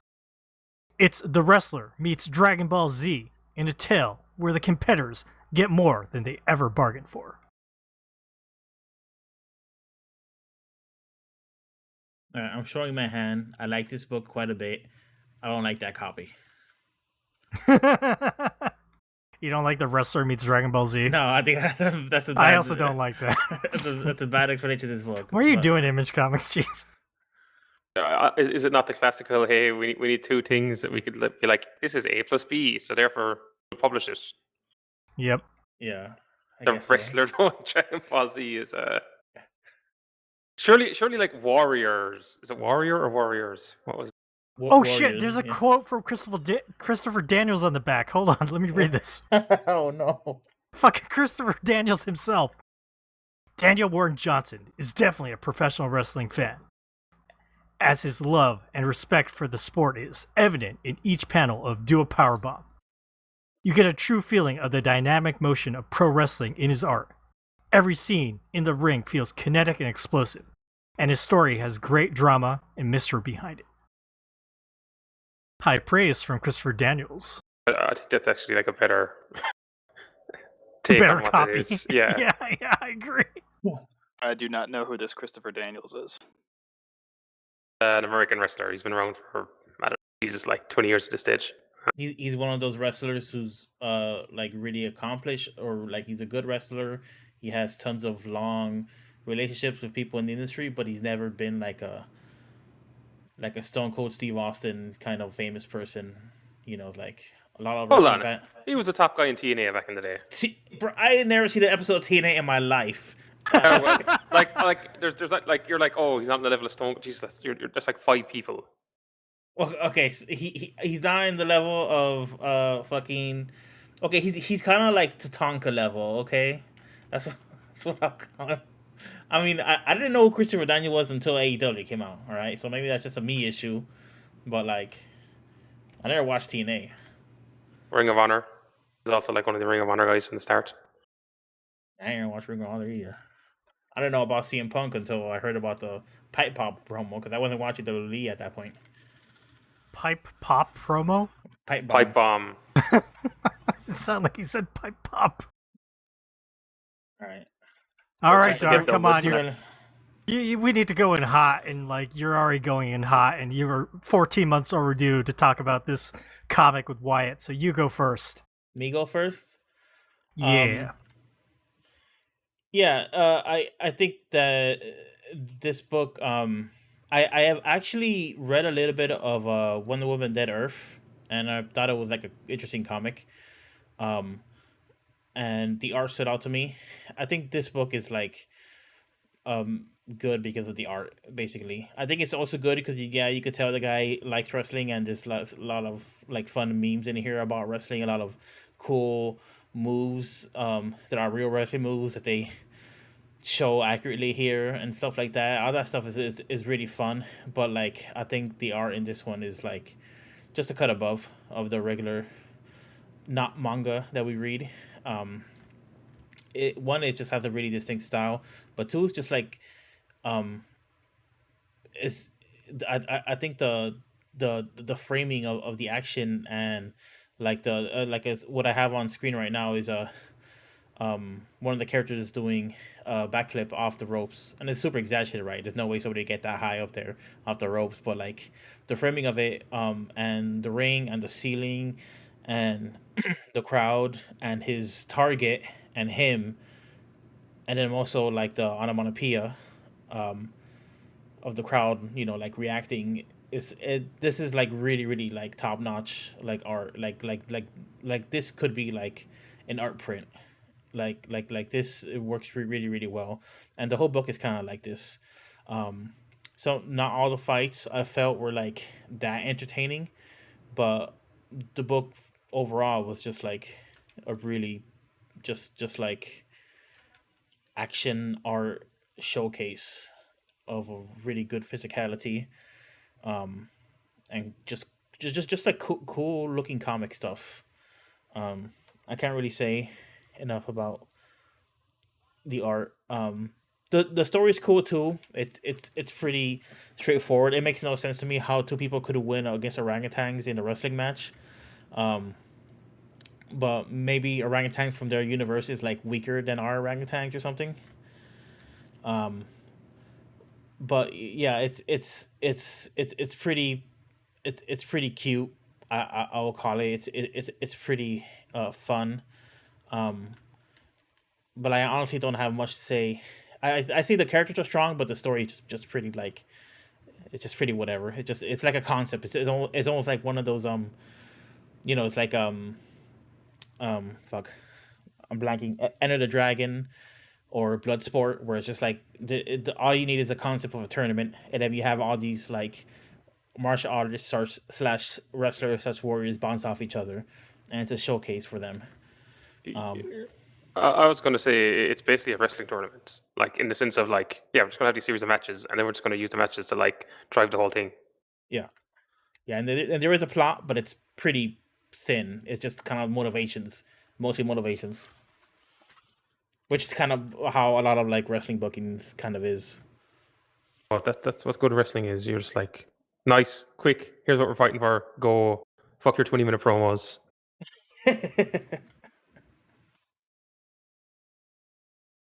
So yes, why I should have read it. I should have read it as soon as you told me. It was the best comic I've read in years. I'm thinking I can't think of a better comic I read. And even if I include manga, it's like one of the better comics I've read in years. I'm glad you enjoyed it. Yeah. That's high praise, Dar. Go on, Nakazu. Me? You want to know what I thought of Do a Powerbomb? Yeah. Oh boy. I liked it. I liked it. Oh, He's Maybe some questionable booking in terms of some of the story stuff. But yeah, Yeah. Dar is spot on. Daniel Warren Johnson, really good artist. Basically every like critique I had of the other guy, it is the opposite of Daniel Warren Johnson. The action is loose and dynamic in a way that makes sense for like a visual comic and impact. I feel a huge passion for like pro wrestling here. It looks good. The sound effects look good. The buildings and backgrounds look fine. They don't say whether this takes place in Tokyo or not, which I think is the benefit. They didn't specify, so I didn't have to wonder, is this Tokyo or not? I don't have to think about that. I don't think that was Korean Hall. I assumed it was Korakuen Hall, which, but again, they didn't specify. So, like, when they're in the outside scenes and some of the buildings, I was like, that doesn't necessarily look like Japan. I wasn't that bothered this time. I'm saying I'm pretty sure it wasn't Korakuen Hall. Oh, it was not. Okay. yeah. One of the questions. Yeah, Sorry. go ahead. I was gonna say one of the questions I had for you, Dakazu, was, you alluded to it, but what did you think about the lettering for the sound effects here? I think that you would like them when I first suggested it, but curious if you had any more in-depth thoughts on it. Listen, there's a part when they go into the Necromancer tournament and they're at a bar and they get into the fight with like the bad guys, the antagonists like tag team. And the antagonist tag team, they try to punch a puppy. And there's just a sound effect that says puppy punch. I laughed a lot because it was really funny to me. So yeah. Like I said, every aspect of Daniel Warren Johnson's art is great. It's really good. It's like some of the story stuff, like Darfox mentioned, it's not like, it's pretty simple, not that deep. I thought the winning tag team, you know how they don't win the finals, but then like the tag team like partners murder each other. I was like, that's some questionable booking. The big twist about Cobra's son, and that's the dad. I was like, that's a little unfair. Because when the dad shows up at the beginning, and they show the mom, he's nowhere near like what the body shape of Cobra's son should be like. I was like, this is a little unfair. Like, you could guess that twist coming, but like based on the size of what the dad looks like, it was like not a fair twist. Don't they make reference of him being too small or something during one of those scenes? I don't know, but also like the idea that like the mom is ready to go to the ring and then the dad just brought their daughter and he's not even ready or dressed or getting pumped yet. Like that's and they're on in 8 minutes. Like, come on, what you doing, Daniel Warren Johnson? Oh, Dar, you have that page up where like they do a fucking like backflip into the audience. I was like, what? Those people are suing. Those audience members. No, Dakazu, you've never been to a wrestling show, I take it. What? Are Yeah. they doing fucking flips into the audience? You get hit by knees and shit all Not the time. deliberately, but like, it's a fairly common thing of like, usually you just offer them like an autograph or like a ticket to the next show and they'll be like grand. That's a full-on fucking like flip into the audience. It's true. You had to offer like 10 tickets. I will say on indie wrestling, like that's not unknown. And certain indie shows, like the whole appeal is something like that will happen, and you will be in the audience, and you could be the one getting hit. You might get an elbow to your fucking eye. That's some wild shit, man. But that's why, like when I go to wrestling shows, I never try and be in like the first 3 rows because I know, like, odds are I'm going to have to move. Or someone's body's gonna fly into you. Yeah, moving. Hey, you don't get out of the way in time. That's on you. Like, come on, they warned you. You're going to a wrestling show. You know what you're in for. Also, when they actually do the tournament and they're like, "This is real," like, isn't pro wrestling real on Earth? It turns out like into actual moves. I'm like, if they're actually doing moves, that's like insane. They're taking so much. Those bumps are fucking hard, man. They fought an orangutan and won. So I agree with Dar. That's ridiculous. There's no way they should have won that. When they were doing the hardcore match, all I could think of, wait, if this is real, like, surely you just pull a knife and like pull a gun and kneecap them. Like, why bother? Shoot their knees out, 1, 2, 3. That's it. You won. I mean, by that point, you already accept how ridiculous everything is, and so in the final fight, they fight God, who loves pro wrestling. I was just like, all right, man, let's go. It's so ridiculous. I have some counter arguments. Oh, sorry, Dargo. No. You go ahead. So this was my favorite comic book of 2022, and just bear with me here. I apologize because I love it so much. I do have a lot to say about it. So I first became aware of Daniel Warren Johnson back in 2016 when he was releasing his series Extremity through Image, and I was immediately taken aback at how much I enjoyed that book, and as a result, I put him on my radar to watch for when he releases future projects. And then he followed it up with Murder Falcon, which spoke to me on such a profound level, and it completely reminded me why I love this medium so much and the power of comics. He then moved into doing some work like with Big 2, as you guys mentioned. He did Wonder Woman Dead Earth for DC. Then he did Beta Ray Bill for Marvel. And with Beta Ray Bill, Johnson took what was Well, I apologize if I'm offending anyone here, but he took a C-list Marvel character and created a story that actually made me care about Beta Ray Bill. And it was in that moment that I realized Daniel Warren Johnson had become my favorite working comic creator. Not only for his incredible artwork, but for his ability to craft like such moving stories. So after Beta Ray Bill, Johnson had this desire to go back to creating his own characters and his own worlds. And this led him to do his first like fully owned creator work with Do a Powerbomb. And when he announced this, I knew for sure I was going to support it as much as I possibly could. And I did something I have not done in like about a decade. And I decided to actually read this monthly in floppies. The single issue format is what it's called. But going into it knowing that I was going to double dip and purchase like a trade when that came out. And then probably if it ever gets a deluxe hardcover, I'm going to triple dip and buy that as well. These are the links that I go to for the creators that I love.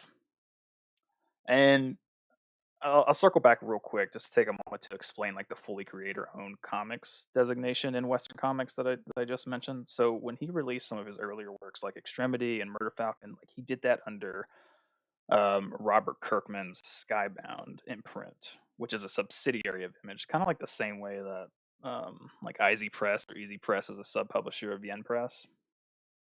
Under Skybound, the creators paid like a larger sum upfront fee, but however, like Skybound retains the rights to the comic and the creators. It's all owned by Skybound. Under the traditional Image publisher, like the creators are given a smaller upfront fee, but the bulk of their money comes from the direct sales of the floppies, and they're also able to retain like all the rights that they have to the characters. So that's kind of like what makes it different. Like his first fully creator-owned work. And I knew going into this, I was gonna love it, not just because of the creator, but because I knew this was such a huge passion project for him. And when you have like auteurs who just have free reign to kind of create their own passion projects, chances are it's going to be really good. I followed Johnson on Twitter for a while, and I knew he loved wrestling. He was posting something about wrestling all the time. And it wasn't until the trade came out that like he included this tidbit about what inspired him to make this comic. And I'll try to summarize it real quick. He basically said like in 2018 his infant daughter was just having a lot of trouble sleeping, and he would often be up with her during like a lot of sleepless nights, and mentioned that he had to watch like every single kind of TV that you could possibly think of to kind of help pass that time. And then one night while he was channel surfing, he came across New Japan Pro Wrestling, where they were having, I think it's called, I gotta look back, the G1 Climax tournament was going on. And he mentioned he was watching it casually, but like he started to get really invested in the characters and all these crazy, like awesome physical feats. And then he said he saw a match between, I gotta look this up because I can't remember It's this. Kota Ibushi versus Tomohiro Ishii. That's the one. Yes, thank you. And that just completely like changed his perspective on shit. And you could see the intensity like on these guys, like we're gonna give everyone like the best show that we can. He then goes on to say like about how much he loves wrestling, but it's very difficult to explain his love for wrestling to somebody who never experiences wrestling intentionally. Then he pivots to talk about comics. Mentions that like comics are an inviting art form. Okay, it's like an example he uses like even memes and like newspaper strips. These are ways for us to connect images and words together immediately. So that's what he set out to do with this comic.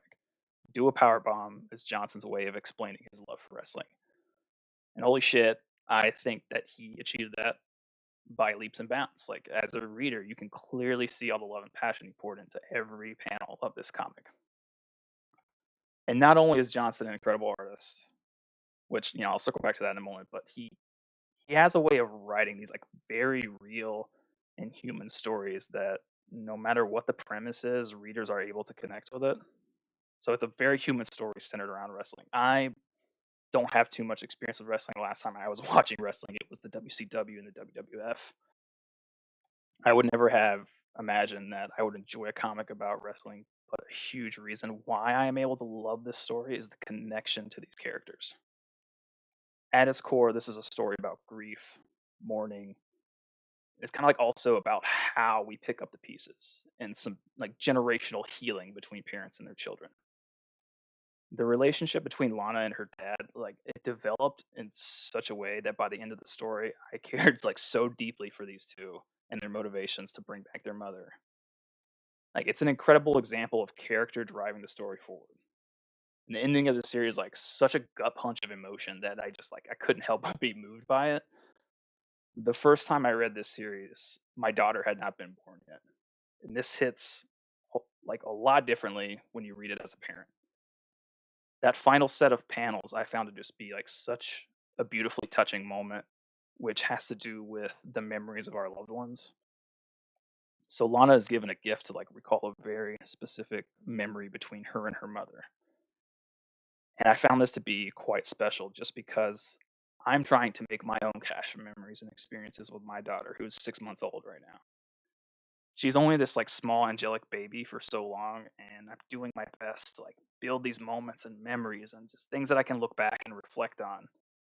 And to be given a gift like that, to be able to just go back at a moment with my daughter that and experience it as if I was experiencing it for the first time would be like more valuable than anything. And yeah, I just found this to be an incredible finale, and like I'm not ashamed to admit, like I had tears running down my face. Any listener willing to read this will, you're absolutely gonna have a different experience, but this was an extremely impactful story for me.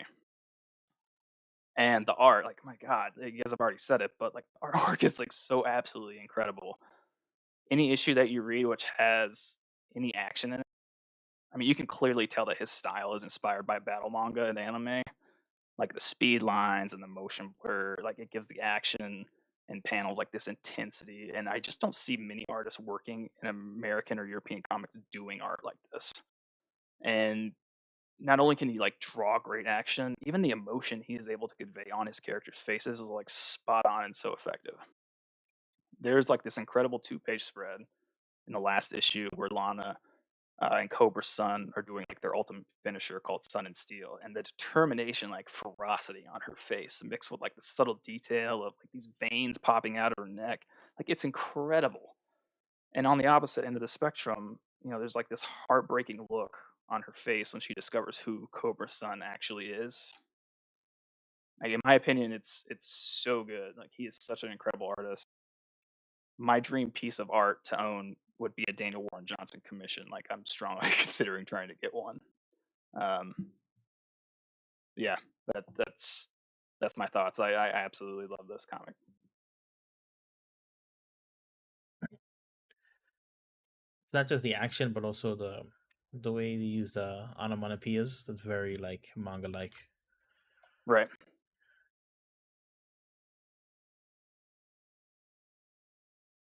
All right. But we have to ask Seamus what he thought of this. I actually had read this. I don't know. I read it last year actually. I read it again this time around. I really like it. Like, right, like if his first match was like Ishii versus Kota Ibushi, because Ishii in the G1 is like always known for being like that. That's his time to shine. Like Ishii's 2018, kind of like back in 2018. Like G1 is always like, oh, you're going to get like really good Ishii matches because like he's really good at showing that kind of like determination and like firing up. Like I actually did I ever see him live? I think I might have actually once. Yeah, Kota Ibushin is just like like it's well, he's fucked now with injuries, but at least back then, like he could still go and like hit people hard and do like spectacular shit. That's a good introduction. I don't know. For me, I kind of liked a lot of like the small, I don't know what you say, smaller character moments. Like I liked the bit where it was revealed that like her, or like I guess her uncle was also in the tournament as one of the teams, or the bit with the two orangutans, and they were like, oh, like here's a picture of our sister. It was like very simple, like to the point. Like okay, you get it, you get why this matters, you get why like they'll go like all the way for it. Maybe something actual wrestling promoters and like wrestlers could learn is like you don't need to overcomplicate this shit.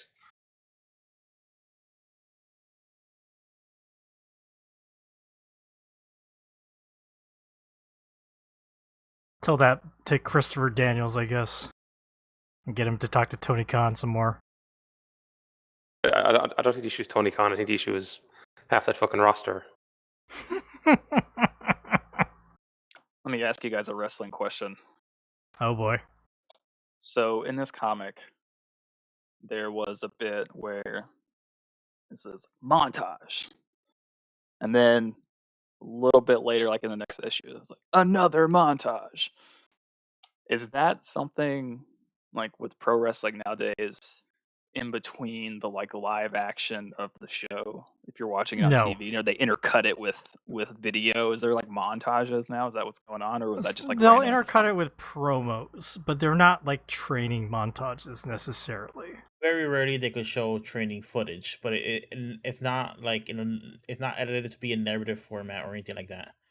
It's just like, here's footage of our reigning champion preparing for a next match kind of thing. I can think of Hiroki Goto did the whole like standing under the waterfall and like pledging to end his life if he lost a match or something. Oh yeah, I could see that in New Japan. That makes sense. Yeah, okay, well, yeah, because you just watch American wrestling, so yeah, like I've seen that stuff. Like it's not very common, but like I think like it's basically video packages. Like I've seen indie wrestling shows do this stuff. Like it's just like really good. Like that's like a really good video package you'd see on the indies or like out of Japan. It's just like a training montage or like some clips of an interview. It's like 5 minutes, and that's what they basically like build a match on. Because like they just do like a live show once a month, so they're not trying to fill like 5 hours a week with TV. Trying to like sell you on, come to the show or like buy this pay-per-view. Yeah, there's some really good ones.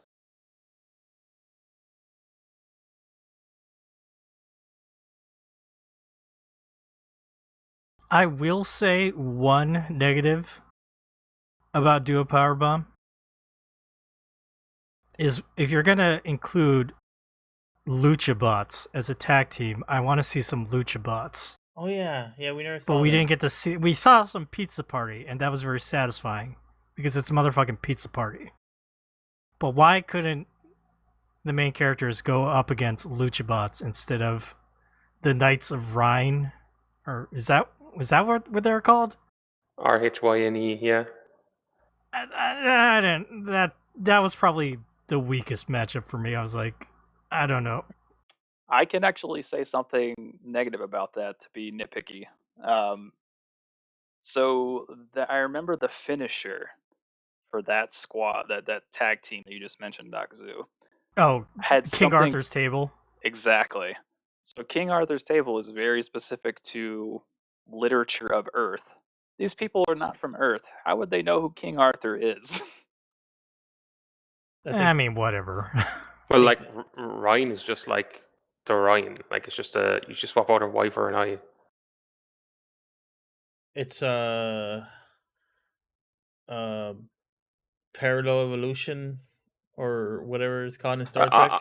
Do you know what it is? It's because whoever announcing that match, that's what they call it where they're from. So who knows what these lads actually call it? Oh, pretty sure they call it that though.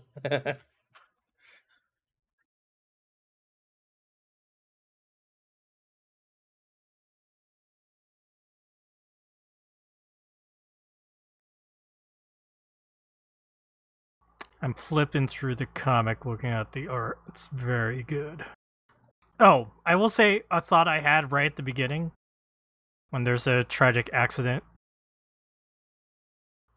between Yua and Cobra's son. That accident happened, and accidents happen in wrestling, sometimes tragically. As soon as it happened, I was like, this is why you don't have intergender wrestling. Oh boy. It's a That was joke. also a question I was going to ask because I'm just so unfamiliar. Is that common in wrestling now? Do they do? Not in Western, like, American wrestling. Not in the wrestling you watch in America. Yeah. In terms of actual indie wrestling, yes, you do see it. I wouldn't say it's like every promotion is doing it, but like I don't know, like I've seen it like on and off over the years in different promotions. It's a big point of contention amongst some people because if you're supposed to treat it like a real sport, men boxers don't fight women boxers. because they'll be just totally outclassed and it'll be a dangerous match. So it's like, if we take that logic to wrestling, women wrestlers won't fight men wrestlers because they're so much lighter and so much weaker in some cases, and it just be dangerous and unfair. So there's different schools of thoughts where it's like, we know wrestling's fake, we can put on a show and make a spectacle and kind of tell like a story, and in that kind of school of thought, an intergender match isn't crazy or weird. But in the school of thought where wrestling's supposed to be weird, it's supposed to be a real contest, people really, really dislike and actively like shun or intergender matches. There's something also about like, because like pro wrestling is like a form of performance and entertainment, and I think like people not necessarily are okay with watching like a guy fucking strike a woman. Wasn't X Dar, were you around when I was talking to X about like Asuka doing a match against Suzuki? No, I don't think Like so. he was saying like they're like Suzuki was punching her in the face and shit because Asuka wanted that to happen. So Right. yeah, it's I guess it's also the optics of like, what does that look like when you're going to see a match and see a guy just like walloping the shit out of a girl. Yeah, I That makes guess that's kind of complicated. You know, is it fair to exclude women because of that? I understand why people would have those feelings. But the fucking indie shows don't give a fuck about any of that shit. And DDT. If you watch DDT do intergender or anything on and off over the years. Make Satomura was like champion at one stage. And actually there was like a really good show that was like Sendai versus, was it Disaster Box?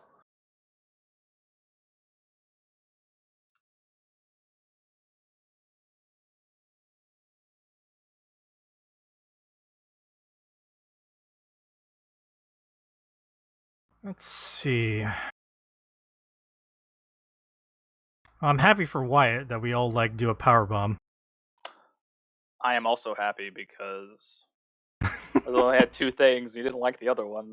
Yeah, I'm not 50%. I mean, I guess technically that's still a failing grade, but I'm glad you liked at least one of them. It just, the Godzilla one just wasn't for me.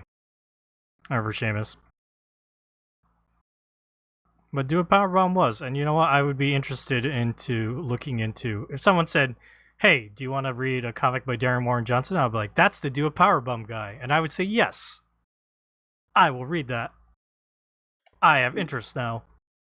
He's doing Transformers right now. I'm not interested in that.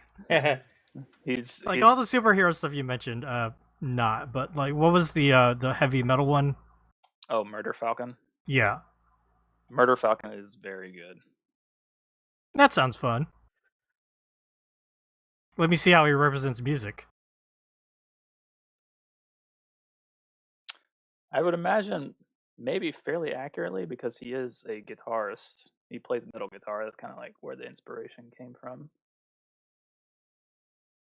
I'm assuming I'm not going to see any bullshit like music notes on the page that don't make any fucking sense, like in most music manga. That's a cannot plus. say for sure. I'll have to judge for myself. Indeed. Well, we've been going for a while. We should probably start wrapping up.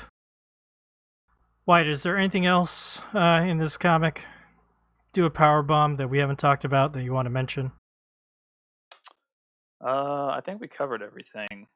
I really love this. I will say that I'm not the biggest wrestling fan these days, so if this comic being about wrestling is kind of a deterrent, I would say don't let it be. Obviously, I still really loved it, even though given like the premise of what it's about. All right, very nice. Seamus, your final thoughts on Do a Powerbomb?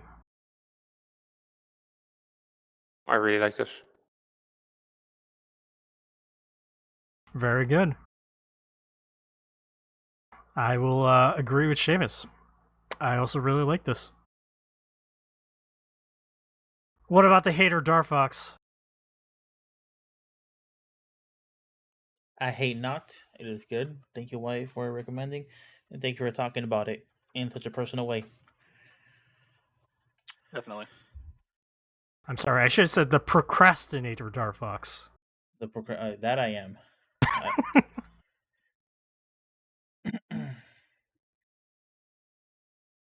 All right.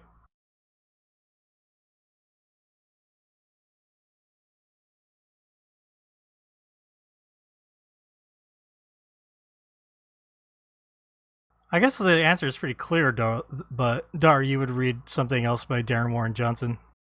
Yes, I kind of have read something off by them. Oh, wait. Oh yeah, you mentioned the Wonder Woman. The Wonder Woman, yeah. It's just like an Elseworld story about like the end of the world. Like Wonder Woman's like the last surviving hero kind of thing. And Seamus, you'd read more by Darren Warren Johnson. I would, yes. Same here. So there you go, Wyatt. I'm really glad everyone enjoyed this. Makes me happy. It would have been real bad after your impassioned speech about how much this means to you. If I came in, I was like, eh. I was waiting for one of you to just tear it apart. Waiting with bated breath. I'm sorry to disappoint, but it was good. And there you go, another episode of Left to Right. I would like to read manga now. You gotta get back in your comfort zone. I need 59 more volumes of something else. You need your blankie. But no, thank you again, Wyatt, for suggesting these comics. Well, thank you so much for having me back on. I really enjoyed it. Mm-hmm. Oh, Deluid's in chat, and he's asking us to check out the Transformers comic. Man, Deluid, it's Transformers. I ain't got no love for Transformers. There was a Transformers reference in the book. But it's Transformers by Daniel Warren Johnson. I don't know, man. I don't know if the scale of Daniel Warren Johnson outweighs the scale of Transformers that I have no significant interest in. But we'll see. I actually have not gotten around to reading Transformers yet, but you will have to tell me, Wyatt, and then I'll listen to you. I will definitely be reading it in the near future, though. Okay. We've been podcasting for a while. Why you need to get back to your poor wife and your poor daughter. Indeed. So let us end this episode. Thanks again for Wyatt for being a guest on this week, and thank you to Darfox and Seamus for joining me and hosting this episode. If you enjoyed Manga Machinations, make sure you subscribe to us, review us, rate us on Google Podcasts, Apple Podcasts, Spotify, wherever else you can find us. Check out our website, mangamachinations.com. Our Tumblr is mangamachinations.tumblr.com. Make sure you subscribe to our YouTube channel where we do live recordings of the podcast. That's youtube.com/mangamactv.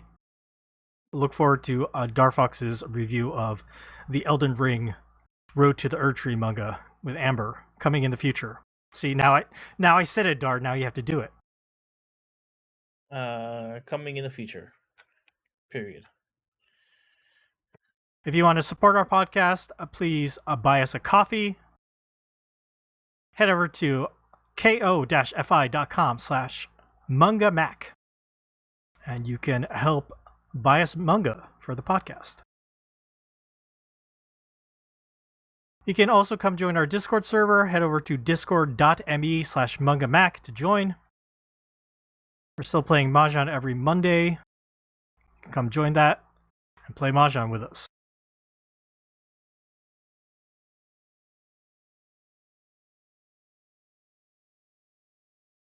Send us emails over to mangamachinations@gmail.com. And you can follow us on social media at Manga Mac Podcast. That's Manga MAC Podcast. That's for Instagram, Blue Sky, Twitter, all the other social medias. And you can follow my social media by going to at Dokazu. Follow Darfox at Darfox8. Follow Seamus at Seamus2389. Remember, Seamus is not spelled with an H. White, you have social media? Not really, no. Okay. Well, come to the Discord server and say hi to Wyatt. He's on there. I am. And there you go. Thank you all so much for listening to us this week. Bye-bye.